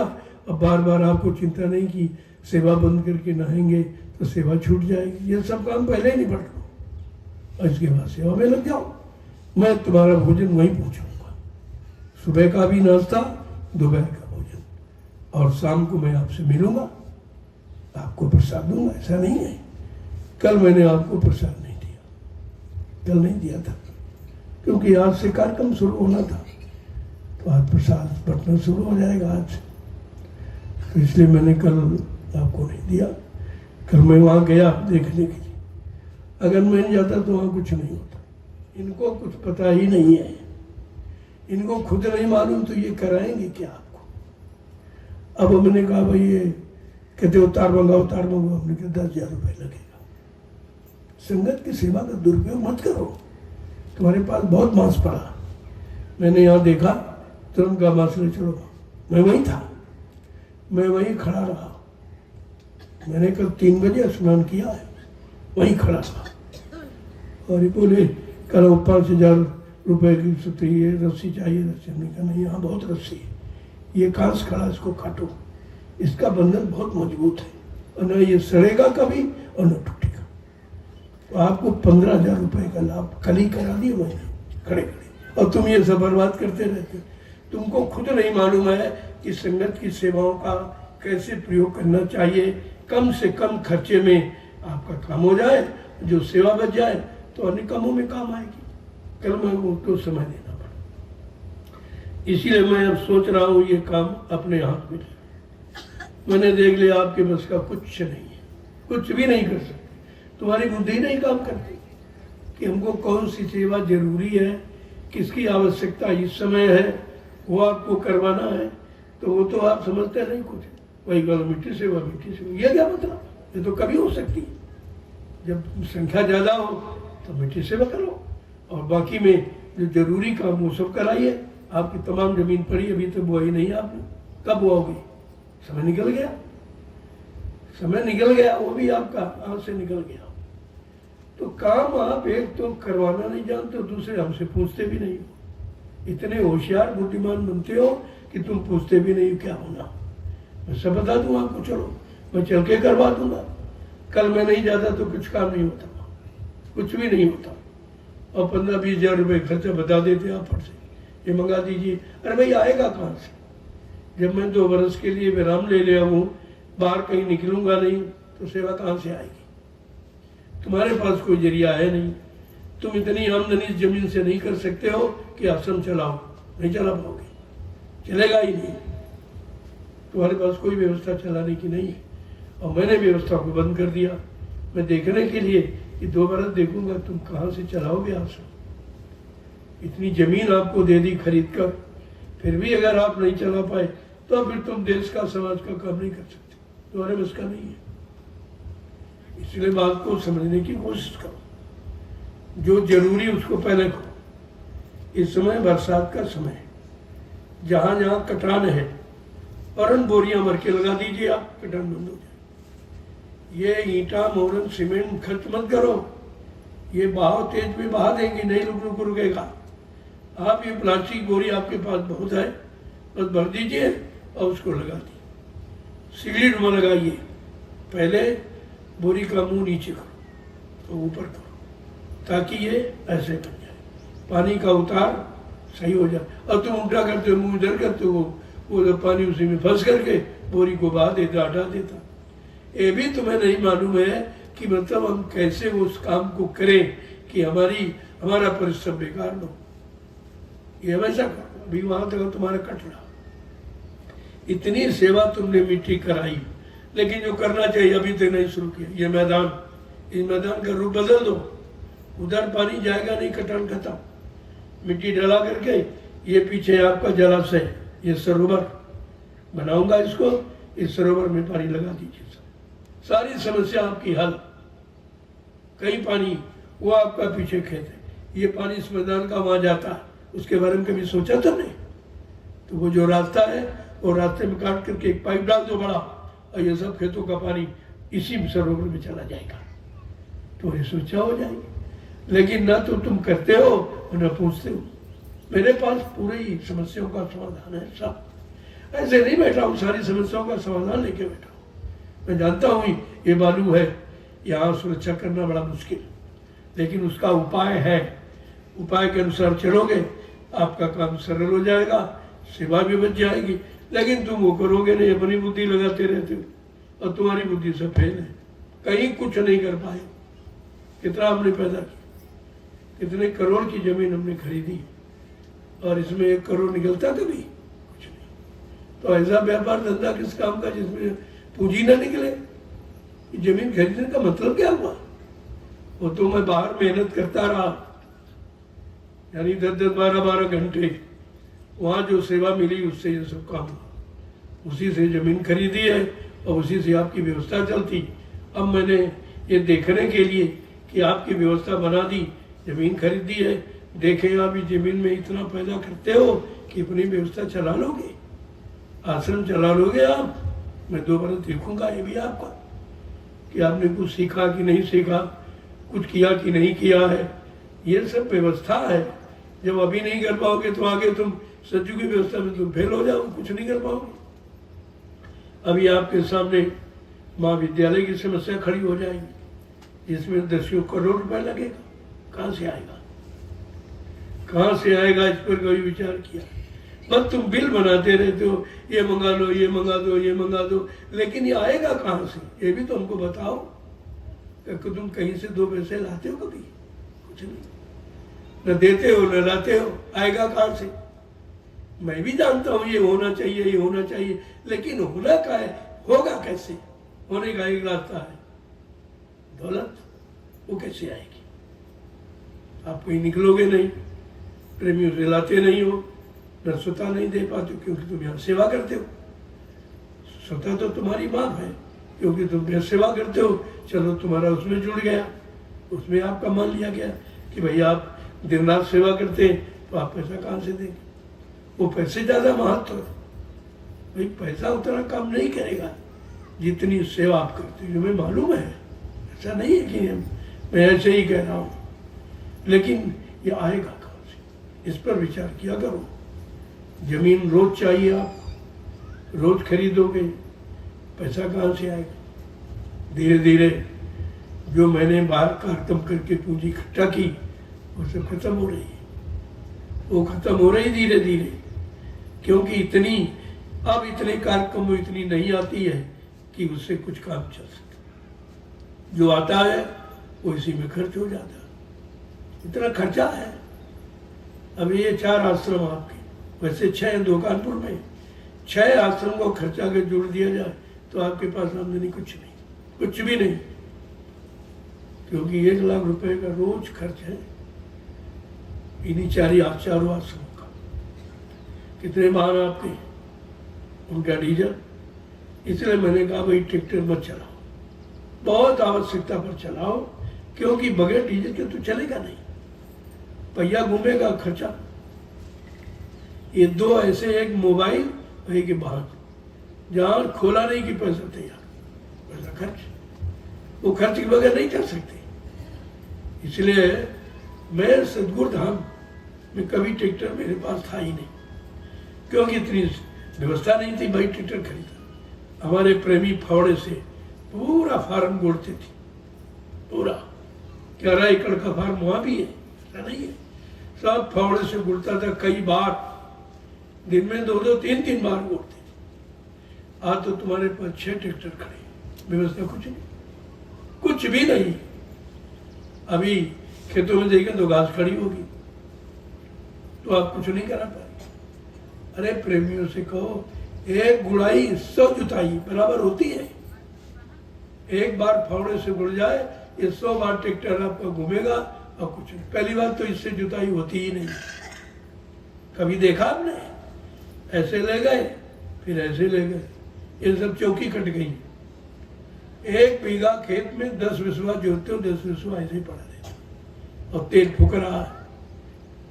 मैंने लोगों से कहा, वो हमको समझाने लगते, वो जानते ये बाबा क्या जाने ट्रैक्टर क्या होता कैसे। हमने कहा ऐसा करो, ठीक ठीक, तुम्हारी बात मान ली, तुम उस कोने से इस कोने और उस कोने से इस कोने जोतो आप। कह रहे इसमें हमारे बहुत टाइम लगे। हमने कहा ये तो जुताई, इसमें कहीं भी इतनी जमीन नहीं बचेगी जो जुते। और ये जो तुम जोतते हो हम सब जानते हैं, तेल फूकते हो, इसमें कोई काम नहीं, आधी जमीन बेकार रह जाती।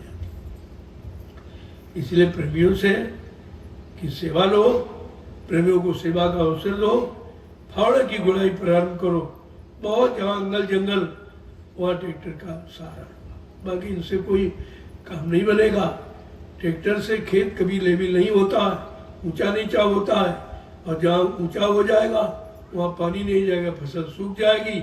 जहाँ नीचा हो जाएगा वहाँ पानी भर जाएगी, फसल सड़ जाएगी, तुम्हारा दोनों तरफ से नुकसान, तेल का अलग से नुकसान। ये खेती ऊसर बंजर यानी जोतने के लिए ट्रैक्टर बनाए गए थे, ये उत्पादन के लिए नहीं बने। आपको प्रेमियों को अपनी सेवा का भरोसा करना चाहिए। जो फावड़े से काम होगा वो मशीनों से नहीं होगा। हमने सब फावड़े का ही सहारा लिया, प्रेमियों को सेवा का अवसर मिला, उनको सेवा मिली और इधर आपकी बचत हो गई। संगत की सेवा का बचत तो दोहरा लाभ हुआ। आपने फावड़े से गुड़ाई की, वो लाभ अलग, और जो तुमने बचत की वो भी लाभ तुम्हारे खाते में, क्योंकि आपने फावड़ा न चलाया तो बचत नहीं होती। ये ट्रैक्टर फेक्टर का ये सारा मत लीजिए आप, इनको खड़ा रहने दो। जरूरत विशेष जहाँ कोई खेत लेवल, अरे लेवल जितना फावड़े डलिए से होगा इससे लेवल नहीं होगा। आपने देखा कितना लेवल कराएगा ये सब, इतने बड़े बड़े गड्ढे। अभी आपने ये लेवल किया, इसमें कहाँ ट्रैक्टर चला? तो ट्रैक्टर का सहारा तो आलसी लोग लेते हैं, जिनको करना नहीं मालूम है, आलसी हो गए, उन्हें फावड़ा चलाना नहीं है, मेहनत करनी नहीं है। लेकिन यहाँ प्रेमी सेवा के उद्देश्य से आता, उनकी सेवाओं में कटौती मत करो। उनसे कहो फावड़ा उठाओ, गुड़ाई कर दो। एक गुड़ाई 10 जुताई बराबर होता। 10 बार ट्रैक्टर से जोतोगे और 1 बार फावड़े से गुड़ गई तो वो हमेशा के लिए लाभ करेगी। उस खेत में पानी ज़्यादा रुकेगा, क्योंकि वो जुता है, उसमें पूरी मिट्टी खुदती है, खेत पोला हो जाता, पानी रुकने की क्षमता होती है। इसीलिए तुम्हारे सब फूट जाते हैं इधर उधर, ट्रैक्टर से जुता नहीं। ये मैंने देखा, ये सामने जूता पड़ा, इसमें क्या जूता आपने बताओ? मैं रोज ही देखता हूँ, कुछ नहीं, सब इसे लकीरें से बना दी, तेल भी फूका गया, काम भी नहीं हुआ। एक गुड़ाई कर देते तो साल भर आपको दोबारा गोड़ने की आवश्यकता नहीं पड़ती। ये फावड़े की गुड़ाई का इतना बड़ा लाभ। इसलिए सेवा करो, उसका विशेष ध्यान रखो, कम से कम। क्योंकि अब आपके पास सेवा का साधन बंद हो गया है। ये प्रेमी आते बेचारे सेवा करेंगे, सेवा का 10-20 रुपये दे दी, उससे तो कुछ होगा नहीं। ये बड़ी सेवाएं बाहर से आती है। ये प्रेमी सेवा कर रहा है, इसकी तो यही सेवा बहुत है। इसकी तो सेवा, शारीरिक सेवा ही महत्व है बहुत बड़ा। और बाहर जो लोग नहीं आ पाते थे वो हमको वहाँ सेवा देते थे। मैं उससे आपकी ये जमीन खरीदी और उसी से ये सब व्यवस्थाएं आपकी हो रही। जितने वाहन खरीदे उसी से खरीदे गए। ऐसा नहीं है, एक एक पाई का मैंने सदुपयोग किया है, दुरुपयोग नहीं किया। अगर ये करता तो कुछ नहीं होता। आप मथुरा की तरफ देखिए, एक आश्रम के सिवा कुछ बन पाया? और संगत सब इधर है। सारी संगत, सारा पैसा, सारी जमीन यानी और पिछली सारी सेवाएं सब वही तो कलेक्शन में की गई थी, कहाँ चली गई? और कहीं एक झोपड़ी नहीं बनी। और आप यहाँ तो कुछ ही प्रेमी थे, 6 आश्रमों का निर्माण हुआ। ये ऐतिहासिक है प्रगति, ऐतिहासिक प्रगति। और सबके लिए एक सबक है कि कोई इस तरह करके दिखावे। सबको अपनी अपनी पड़ी है, हमको तुम्हारी पड़ी है, इतना अंतर है। सब तुम्हारे धन सामान के भूखे हैं, हमको तुम्हारी भूख। हमारे उनमें बहुत अंतर है, इसीलिए सब काम सुचारू रूप से हो रहा। जय गुरुदेव, जय गुरुदेव, जय गुरुदेव, जय गुरुदेव। अब आप लोग चलो, सेवा में मैं प्रसाद वहीं दूंगा आपको। मैं आऊँगा अभी 2 घंटे के बाद स्नान करके आऊँगा। ऐसा नहीं 3 दिन तुम्हारे साथ ही रहूँगा, उधर भी इधर भी, तब ये काम होगा। क्योंकि अब काम की जरूरत है। हमारे राजमिस्त्री जितने वो अपनी सेवा में तुरंत लग जाए। एक गौशाला, एक गऊओं की सेवा सबसे बड़ी सेवा है। 2 सेवाओं का महत्व है जीवन में, गौ और संत। गौ संत की हो गई सेवा, इन सेवाओं का विशेष महत्व है। इसलिए आश्रमों में गौशाला रखा जाता है। तो गाय की सेवा करने वाले कितने महान हैं, क्योंकि गाय के बाद स्त्री तन मिलता है और बैल के बाद पुरुष तन मिलता है। अगर आपने सेवा की, हो सकता है तुम्हारी बेटी बन के आ जाए, तुम्हारी पत्नी बन के आ जाए। अगर आपने सेवा की तो तुम्हारी सेवा करेगी। और तुमने अगर भूखा रखा है, प्यासा रखा है, सताया है, तो वो भी तुम्हारे घर में आके झगड़ा ही करेगी, झगड़े करेगी। झगड़े का कारण यही है, इनको मालूम नहीं उन्हीं परिवर्तन कैसे होता है। तो अब आप लोग चलो सेवा में। नाश्ता भी तैयार हो गया, वहीं चलो, वहीं सारा नाश्ता उन्हें पहुँचा दीजिए आप। तब तक कि जब तक यहाँ करेंगे तो काम का हर्जा हो जाए सेवा का। वहाँ पर ही सेवा करें और धीरे धीरे वहीं आप पहुँचा दीजिए नाश्ता।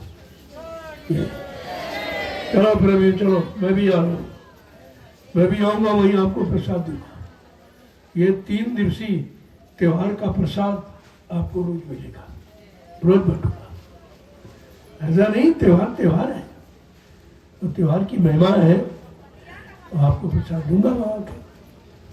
तो ये जो प्रसाद बना रखा है, देखो कुदरत भी आपके पक्ष में हो गई। अब खुल गया, इसको धूप में थोड़ा दाग दिखा देना, धूप में, क्यों सीलन मान का खराब नहीं हुआ, सीलन में थोड़ी महक आ जाती है, बस धूप दिखा दोगे सही हो जाएगा।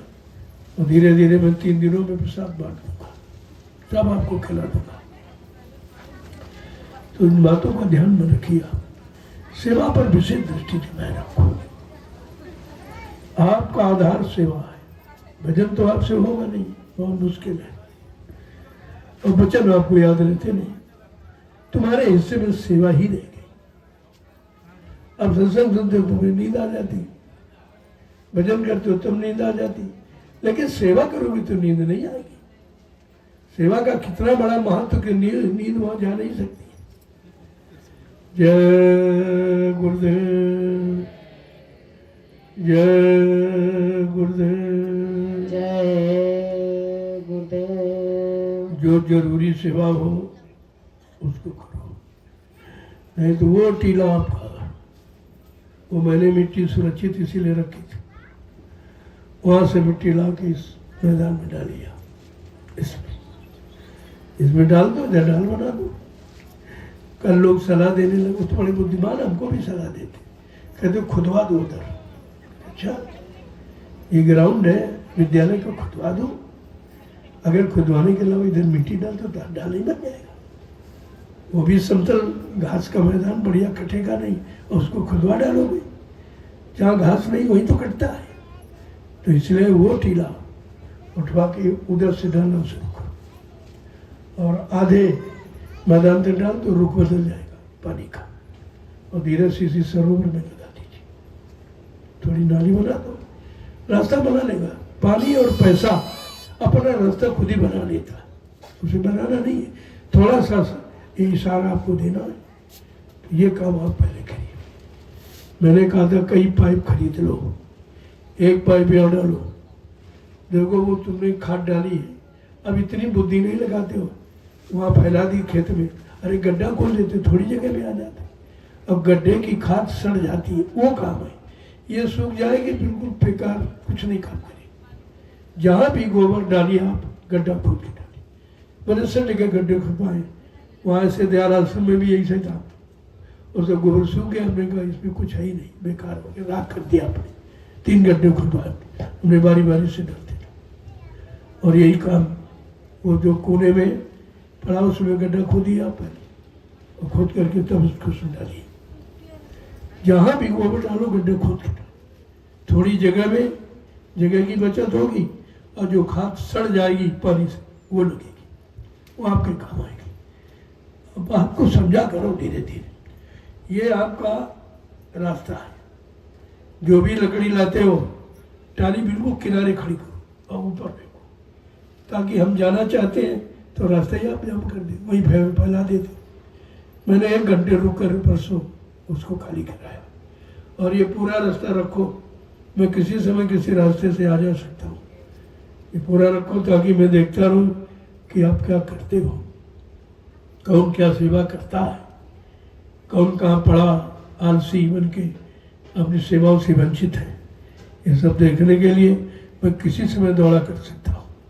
आप सतर्क रहिए, कोई दिन रात की बात नहीं होगी। जब मौका हो से मैं रात में निकलता हूँ, आप सोते रहते हो, मैं देख जाता हूँ, तभी तो बताता हूँ ये कमी है, ये कमी है, ये कमी है, ऐसे रहो, ऐसे रहो, ऐसे रहो, तभी तो कहता हूँ देखकर, ऐसे थोड़ी कह रहा हूँ। इसलिए अब आप ये कोई सेवा अगर विशेष जरूरी न हो, तो ये टीला हो आपका, जगह भी खाली हो जाएगी, उसमें कोई चीज़ बहुत हो गई, वो मिट्टी बहुत है, मिट्टी वो धीरे धीरे सब उठा करके वहीं से डालना। अब ये क्या करते हैं हम देख रहे हैं, 1 महीने से ये खाई बांध रहे हैं, और पानी आया बह गया, फिर डाला फिर बह गया। प्रेमियों की सेवा का दुरुपयोग कर रहे हैं, ये तुमको खामियाजा भोगना पड़ेगा। एक एक डलिया मिट्टी कितनी मेहनत से आती है, और तुम बहा देते पानी, क्योंकि तुम्हारा तरीका नहीं है, तुम्हारे पास मिट्टी रोकने का तरीका नहीं है। कितनी बार कहा कि बोरी लगा दीजिए, नहीं लगाई आपने, वही मनमानी, वही मनमानी, वही मिट्टी सेवा, वही मिट्टी सेवा। अरे मिट्टी सेवा का मतलब भी तो कुछ होना चाहिए, और मिट्टी को रोकने का तरीका तुम्हारे पास नहीं है। रोज बातें रहोगे, प्रेमियों की सेवा बेकार हो गई। इतना बड़ा कार्यक्रम था गुरु पूर्णिमा का, ये मैदान समतल हो जाता अगर आपने वो मिट्टी का ध्यान दिया होता। तो तुम्हारे पास मिट्टी मैंने इसीलिए स्टॉक करके रखी थी कि वो हम जानते हैं कहाँ काम आएगी, क्योंकि ये मैदान विद्यालय का प्रांगण है, इसको ऊंचाई रखना, नीचा नहीं करना। और धीरे धीरे मिट्टी बहा के ले गए, तुमने आधा मैदान नीचे कर दिया, सब बह के नीचे चली गई। और उसको आप रोक नहीं पाए हो, और लिहाजा ये भी खराब, और नीचे का पूरा खेत खराब कर दिया। कितना बड़ा नुकसान किया। अब तुम्हारी बुद्धि नहीं काम करती, नुकसान रोज हो रहा, और उसके बारे में सोच ही नहीं पा रहे कि भाई इसको रोका जाए। तो ये मिट्टी सेवा या करो। अगर कोई जरूरी खेत में काम ना हो तो, अगर जरूरी तो पहले आप करवा लीजिए, ये तो फुर्सत का काम है। लेकिन होना जरूरी है कि अभी भादों का महीना विशेष बारिश का, देखो ये बारिश कहीं नहीं हो रही, तुम्हारे यहाँ हो रही। पूरा पूर्वांचल सूखे में है, कोई पानी नहीं। और आपका रोज हो रहा है। देखिए ये तुमको सेवा का मौका दे रहा है कि भाई अब भी सेवा कर लो। देखो कहाँ पानी कटान कर रहा, भारी बारिश में और कट सकता है। ये चेतावनी है और तुम उसकी तरफ ध्यान ही नहीं देते, कुछ नहीं देते। भाई खेत खरीदो, वो मेड़ बांधो, जड़ उखाड़ो, इसमें क्या होगा? इससे कौन सा तुम काम कर रहे हो, कौन सी फसल उगा रहे हो? अरे पहले जो फसल खड़ी है उसको रोको, जो बच्चा पैदा नहीं हुआ उसके लिए भी कोशिश कर रहे, और जो बेचारा है उसके लिए व्यवस्था नहीं। आपका गन्ना सब बेकार हो गया। तो पहले से स्टॉक 100 बोरी को रखना चाहिए था खाद का। कभी व्यवस्था नहीं करते। जब सबको जरूरत तो कभी तो हो ही जाएगी।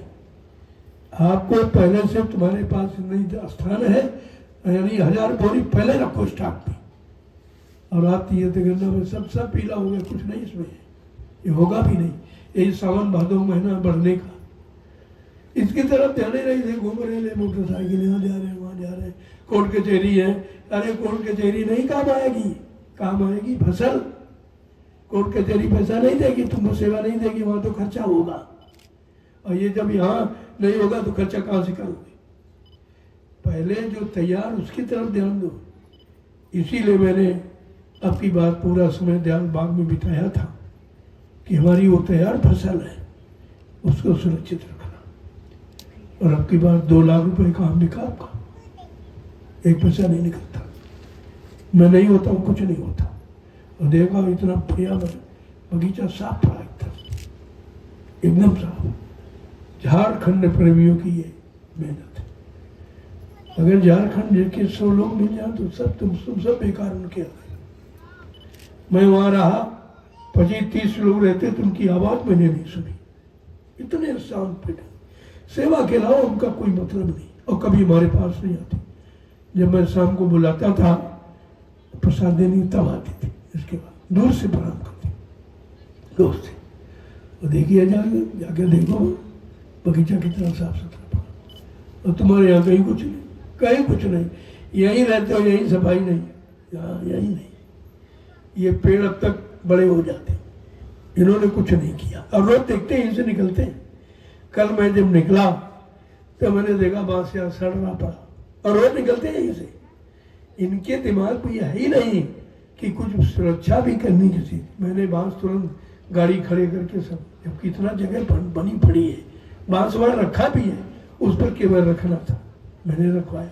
मैं गेट के पास पहुंचा, वहाँ पर सब बलिया ऐसे टूटी पड़ी। मतलब जैसे गेट खोल दिया उसे फेंक के चले गए। और वहाँ उसमें वहाँ भी ये लोग निकलते हैं वहीं से। लेकिन इनके दिमाग में नहीं आया कि इसकी सुरक्षा होनी चाहिए। मैं वहाँ गाड़ी खड़ी की, वहाँ से सब पूरा खुलवाया, और खुलवा करके हम छाया। क्योंकि मुझे दर्द है, मैं कैसे सेवा लाता हूँ बाहर से, 8, 10, 12, 14 घंटे बैठता हूँ, तब प्रमी 10 रुपये निकाल के दिए। तुमको तो कोई दर्द है नहीं, तुम 2 पैसे कहीं लाते नहीं हो। तुम्हें बस चाहिए, हाँ दे दो, इतने दो, इतने लाख दो, इतने लाख दो, इतने, इसके अलावा कुछ नहीं करते तुम। वो हमने सब सामान गैरेज में रखवाया। वहाँ जितना रोड़ा पड़ा था, मैंने कहा सब इन उसको उठा करके वहाँ रखवाया। ये सब देखते हुए जब तुम कुछ नहीं करते, तुमसे क्या उम्मीद रखे कि तुम करोगे? कुछ नहीं तुम्हारे पास का। मैं समझ गया तुम्हारे पास का कुछ नहीं है, लिहाजा मैं सारा चार्ज अपने हाथ में लूंगा। अब आपको कोई काम नहीं, कोई सेवा नहीं दूंगा। जो प्रेमी आते हैं उनसे सेवा कराऊंगा, वो ज़्यादा करेंगे। जब मैं रहूँगा तो ज़्यादा करेंगे। 24 घंटे में अगर बैठा रहा तो प्रेमी 24 घंटे हटेगा नहीं, करेगा। क्योंकि सेवा कराना मुझे मालूम। समय पर उनको कोई ना कोई नाश्ता, अरे गुड़ है, लड्डू है, तमाम रखा हुआ, दे दो आप। एक ही कुछ नहीं। ये इनके पास उसका ज्ञान ही नहीं है कि सेवा कैसे कराई जाए। इन्होंने कभी कराई नहीं बेचारे। अब इनको नया एक मालिकाना मिल गया, वो तो बेचारे कुछ जानते नहीं है। और जानते नहीं, सबसे बड़ी बात पूछते भी नहीं पूछते हमसे कोई सलाह नहीं लेता। और चलो ना लो, अगर तुम जानकार तो अच्छी बात है, हम दे मसलो सलाह। मैं कब कहा था हमसे सलाह लो, लेकिन कहीं काम हमको दिखाई तो दे। सारा गन्ना पीला पड़ा हुआ, वहाँ का भी। लिहाजा अगर यही स्थिति रहेगी, गन्ना बोना बंद करा दूंगा, कुछ नहीं करूँगा, कोई गन्ना भरना नहीं। जब तुम्हें सुरक्षा नहीं रखनी है व्यवस्था नहीं करनी है तो मत बोलो, हमारे खेत पड़े रहने दो, ऐसे मैं सब पेड़ लगवा दूंगा, कोई खेती वाला काम नहीं होगा, सब पेड़ लगवा दूंगा, सब बगीचा लगवा दूंगा, कोई बन जाएगा। बगीचे से इकट्ठे पैसा मिलता है, वो काम आएगा। इस तरीके से कुछ नहीं होगा। तो आप सतर्क रहिए। आप पीछे से अच्छे लोग आ रहे, मैं बार बार इसको दोहराता हूँ, पीछे से अच्छे लोग आ रहे, धक्का मार के तुमको हटा देंगे कि तुमने क्या किया इतने दिनों में क्या किया, क्या जवाब दोगे आप उसमें। इसलिए बहुत सतर्कता के साथ रहिए। वही कहा कि घोड़े की पिछाड़ी अफसर की अगाड़ी और महात्माओं के चारों तरफ बहुत होश में रहना चाहिए, बहुत समझदारी के साथ। पता नहीं कब कैसी नजर दृष्टि हो जाए, इस बात को हमेशा ध्यान में रखिए। आप जितना सामान जहाँ पड़ा उसको सुरक्षित रखिए। आप ये गैराज इसीलिए बना हुआ, और मैं देखता हूँ सब इधर सड़ रहा, उधर सड़ रहा, उधर पड़ा, इनको परवाह ही नहीं है, क्योंकि इनकी जेब के 2 पैसे निकले नहीं कभी। इन्हें क्या मालूम, इन्हें तो कभी मतलब इससे कोई दर्द ही नहीं है। ऐसा हो रहा। अब गौशाले का निर्माण हो रहा, गौशाले का निर्माण हो रहा। मैं सोचता हूँ कि इससे तो खेती से बढ़िया गाय, अच्छी अच्छी गाय रखी जाए तो 2000-4000 रुपया दूध रोज होगा, रोज। प्रेमी भी खाएंगे, आमदनी का साधन बन जाएगा। लेकिन खेती से कुछ नहीं हो, यहाँ कुछ नहीं, खेती कुछ हो ही नहीं रहा, कुछ पैदा नहीं कर पा रही। इतनी जमीन जिसके पास हो वो राजा बन जाता। जिनके पास 2-2 बीघे जमीन, देखिए घर गृहस्थी परिवार चला रहे। तुम्हारे पास तो 300 बीघे जमीन है और तुम नहीं परिवार चला सकते। ये गुरु परिवार तुम्हारे बस का नहीं कि चला लो। और मैंने 2 साल के लिए विराम ले लिया, मैं बाहर निकलूंगा नहीं, मैं देखूंगा आप कैसे चलाते हो। जय गुरुदेव। जो लोग गौशाले की सेवा में वहां चले, वो जितनी जल्दी हो जाए, बारिश में गेहूं बेचती है, अच्छा नहीं है, वो जितनी जल्दी बन जाए।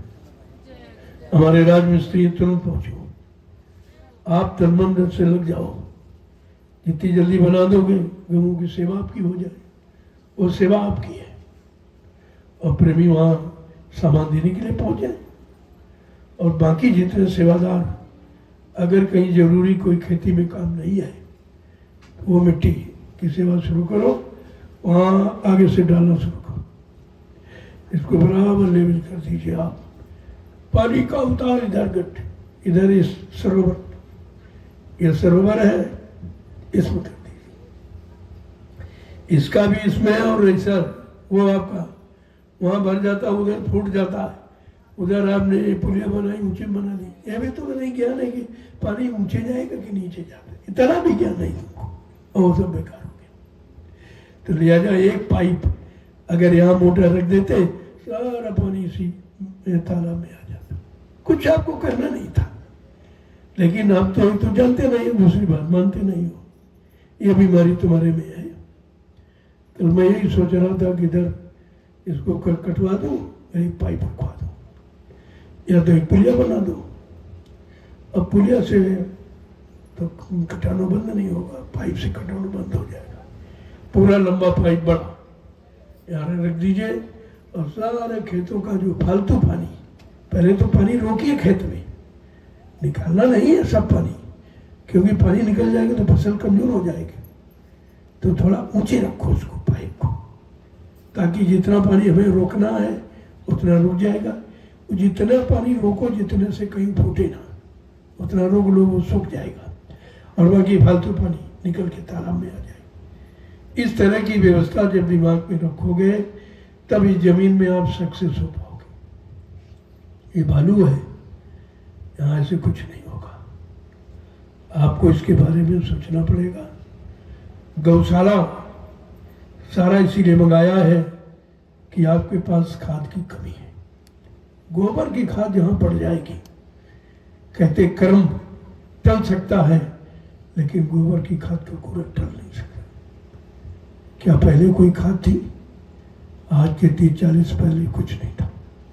लोग पशु रखते थे और पशुओं से इतना अच्छा पैदा होता था, पशु की आमदनी अलग और उसे जो खाद की बचत होती थी वो आमदनी अलग होती थी। अब तो आप सब भूल गए। मैंने इसीलिए हर आश्रम पर गौशाला का विधान रखा हूँ, ताकि वहाँ की जमीन के लिए आपको खाद की आवश्यकता ज़्यादा ना पड़े। थोड़ी बहुत आवश्यकता तो पूरी कर सकते हैं। इस समय अभी खाद नहीं है तो आपको डालना है, लेकिन जो हमारी यहाँ तैयार हो, सतगुरु धाम में पूरा तैयार हो, वहाँ खाद की कोई आवश्यकता नहीं। वहाँ पूरा खाद एकदम इकट्ठा है। देखूंगा तो वहाँ से थोड़ी बहुत मंगा लूँगा, और यहाँ खुद ही भाई 1 महीने में तैयार हो जाए। 1 महीने में इतनी ये 50 गाय और सांड सब तैयार हो जाएंगे। 1 महीने में तुम्हारे पास खाद खुद ही हो जाएगी। और यहाँ वाली यहाँ रखो, ये वहाँ मत गाय जाएंगे, यहाँ रखिए आप। यहाँ खाद यहाँ भी जरूरत है, तो यहाँ की यहाँ पर और वहाँ की वहाँ पर, और वहाँ की वहाँ पर हो जाएगी। कुछ वहाँ सतगुरु धाम में भी गाय रहेगी, क्योंकि गौशाला का बोर्ड वहाँ लगा हुआ है। ऐसा नहीं कि वहाँ खाली हो जाए, तो वहाँ की आवश्यकता वहाँ पूरी हो जाएगी। यहाँ की सब जगह आपको खाद की बचत हो जाएगी। और मतलब यानी पशुधन मुख्य धन है, काश्तकार के लिए पशुधन ही मुख्य धन है। बीच में कोई ना कोई जरूरत पड़ी, गाय आपने निकाल ली, आपने उसको बेच दिया और दूसरी कोई अच्छी गाय ले ली, तो दूध की मात्रा बढ़ जाएगी। मैं सोचता हूँ धीरे धीरे ये गाय छोटी छोटी वाली निकाल के बड़ी गाय रखो तो कोई दूध की वृद्धि हो जाएगी, उससे आपका आमदनी का साधन बढ़ जाएगा। अब आमदनी के बारे में आपको सोचना पड़ेगा, क्योंकि मैंने कार्यक्रम बंद कर रखा 2 वर्ष के लिए। जय गुरुदेव। अब आप लोग चले, अपनी बनी सेवाओं में चलो। मैं भी आऊँगा वहाँ, तेरा भी कहीं पहुँचूंगा, ये सब देखता हुआ। यहाँ पर ये सब दयाल बाग ये सब घूमता देखता वहीं पहुँचूंगा मैं भी, ताकि कल मैं वहाँ बैठा रहा, दूना काम हुआ, प्रेमी बैठे नहीं, सब लगे रहे। और देखिए ये आसपास बल्ली तुम्हारे सड़ रहे थे, वहाँ कामयाबी हो गई। 10,000 का तार लगता बच गया, 5,000 की डोरी लगती बच 15,000 का लाभ हुआ। मैंने वहीं तत्काल आपको उपचार बता दिया। यहाँ से कांस काटो, ये कांस बहुत मजबूत है, ये सड़ता नहीं है। एक बार जहाँ बांध दोगे बरसों बगैर काटे ही खुलेगा नहीं। ये सब तुम्हारे पास यहाँ व्यवस्था है, लेकिन जब बुद्धि नहीं दौड़ोगे तब क्या होगा? क्योंकि तुम्हारा तो ये है, कह देंगे पैसा मिल जाएगा, कह देंगे पैसा मिल जाएगा। अरे पैसा तो मिल जाएगा, लेकिन वो पैसा किसी आवश्यकता कि आवश्यकता में खर्च किया जाए, वो जरूरी है कि फालतू में खर्च कर दिया जाए? ऐसा नहीं है। धीरे धीरे बस सब बांध दीजिए, जो बाकी रह गए हैं वो लोग अपना बांधने का काम करें। और जो गाय प्रेमी चराते हैं वो अपना चराने चले जाए, ले जाए घुमाए। बहुत जंगल पड़ा हुआ, बहुत जंगल पड़ा। देखो खिलाने का और चराने का बड़ा अंतर है। तुम खिलाने वाला जानवर तैयार नहीं कर सकते, चरने वाला तैयार हो जाए। ये जितने जंगली जानवर देखे क्यों तैयार है? ये दिन भर चलते हैं। ये चलना भी एक एक्सरसाइज है, और ये चलेंगे, चलते रहेंगे, चलेंगे, चलते रहेंगे। देखना पर वहाँ पर मतलब दयाल आश्रम में जब गया तो वहाँ गए एकदम, क्योंकि वहाँ पूरा फार्म है, फार्म में कोई फसल थी नहीं, खुद घास थी, और मतलब को ये लोग दिन भर छोड़ते थे, चलते थे, बांध दिया। चारे दाने की बचत और इनका स्वास्थ्य बढ़िया। तो यहाँ तो बहुत जंगल है, नदी किनारे से जंगल। छोड़ दो अपना नदी में पानी भी पी लेंगे, पानी भी नहीं आपको पिलाना पड़ेगा। तो जो गाय चराने वाले प्रेमी 5-6 लोग रहो, अपना धीरे से 2 ग्रुप में साड़ों का ग्रुप अलग रखो, तो आगे आपस में लड़े नहीं लड़े, और गायों का अलग रखो। इस बात का ध्यान रखिए आप, ये दोनों एक साथ करोगे तो वो मारेंगे, तब से रखो। और धीरे धीरे ये काम आपका सुचारू रूप से तैयार हो जाएगा। जो सेवादार हैं वो गौ सेवा अपनी सेवा करें, तुम्हारे लिए वही सेवा। इधर उधर की सेवाओं में मत जाओ, अपनी सेवा, अपना निशाना अपनी सेवा का रखो। ये नहीं ऊँची डोली चले गए, गौ सेवा रुक गई तो आपको फायदा नहीं होगा, क्योंकि मिट्टी सेवा का आदेश तुमको नहीं है। तुम्हें आदेश गौ सेवा का है, तुम्हारा लाभ उसी में है। अपनी मनमानी तरीके से मत कुछ करो। जय गुरुदेव। अब आप लोग चलो, वहीं प्रसाद बांटूंगा, मैं आऊंगा वहां प्रसाद वितरण करूंगा। वैसे नाश्ता तो आपका अभी पहुंच जाएगा करके, लेकिन प्रसाद भी शाम को बांटूंगा। मैं रुकूंगा वहां, ऐसा नहीं है, प्रसाद बांट के आऊंगा। इस बात का बराबर ध्यान रखिए कि किसी चीज को सुचारू रूप से करने की कोशिश करो। यहाँ कोई बिगाड़ की बात मत करो, नहीं आप ठहर नहीं पाओगे। ये दरबार है, इसमें बिगाड़ करने वाला व्यक्ति रुकेगा नहीं, मैं उसको रुकने नहीं दूंगा। अभी तो मैं इसलिए ढील देता चला, सुधर जाओ, अच्छी बात है। इसके बाद एकदम आना जाना बंद कर दूंगा, यहाँ कोई नहीं आएगा। हमें तो सेवादारों की जरूरत है, हमें भजनानंदियों की जरूरत है, हमें सांसारिक और ये राजनीति करने वालों की आवश्यकता नहीं है। इस बात को ध्यान में रखिए। अगर सेवा करना है तो आश्रम में प्रवेश लो, अंत अपने घर में रहो, वही भजन करो। आश्रम में आने की जरूरत नहीं है। अगर सेवा नहीं करना है, सेवा का अभाव नहीं है, तो आश्रम में प्रवेश मत लीजिए, सीधे अपने घर में रहो, वहीं अपने बच्चों की सेवा करो, वही रहो। जय गुरुदेव।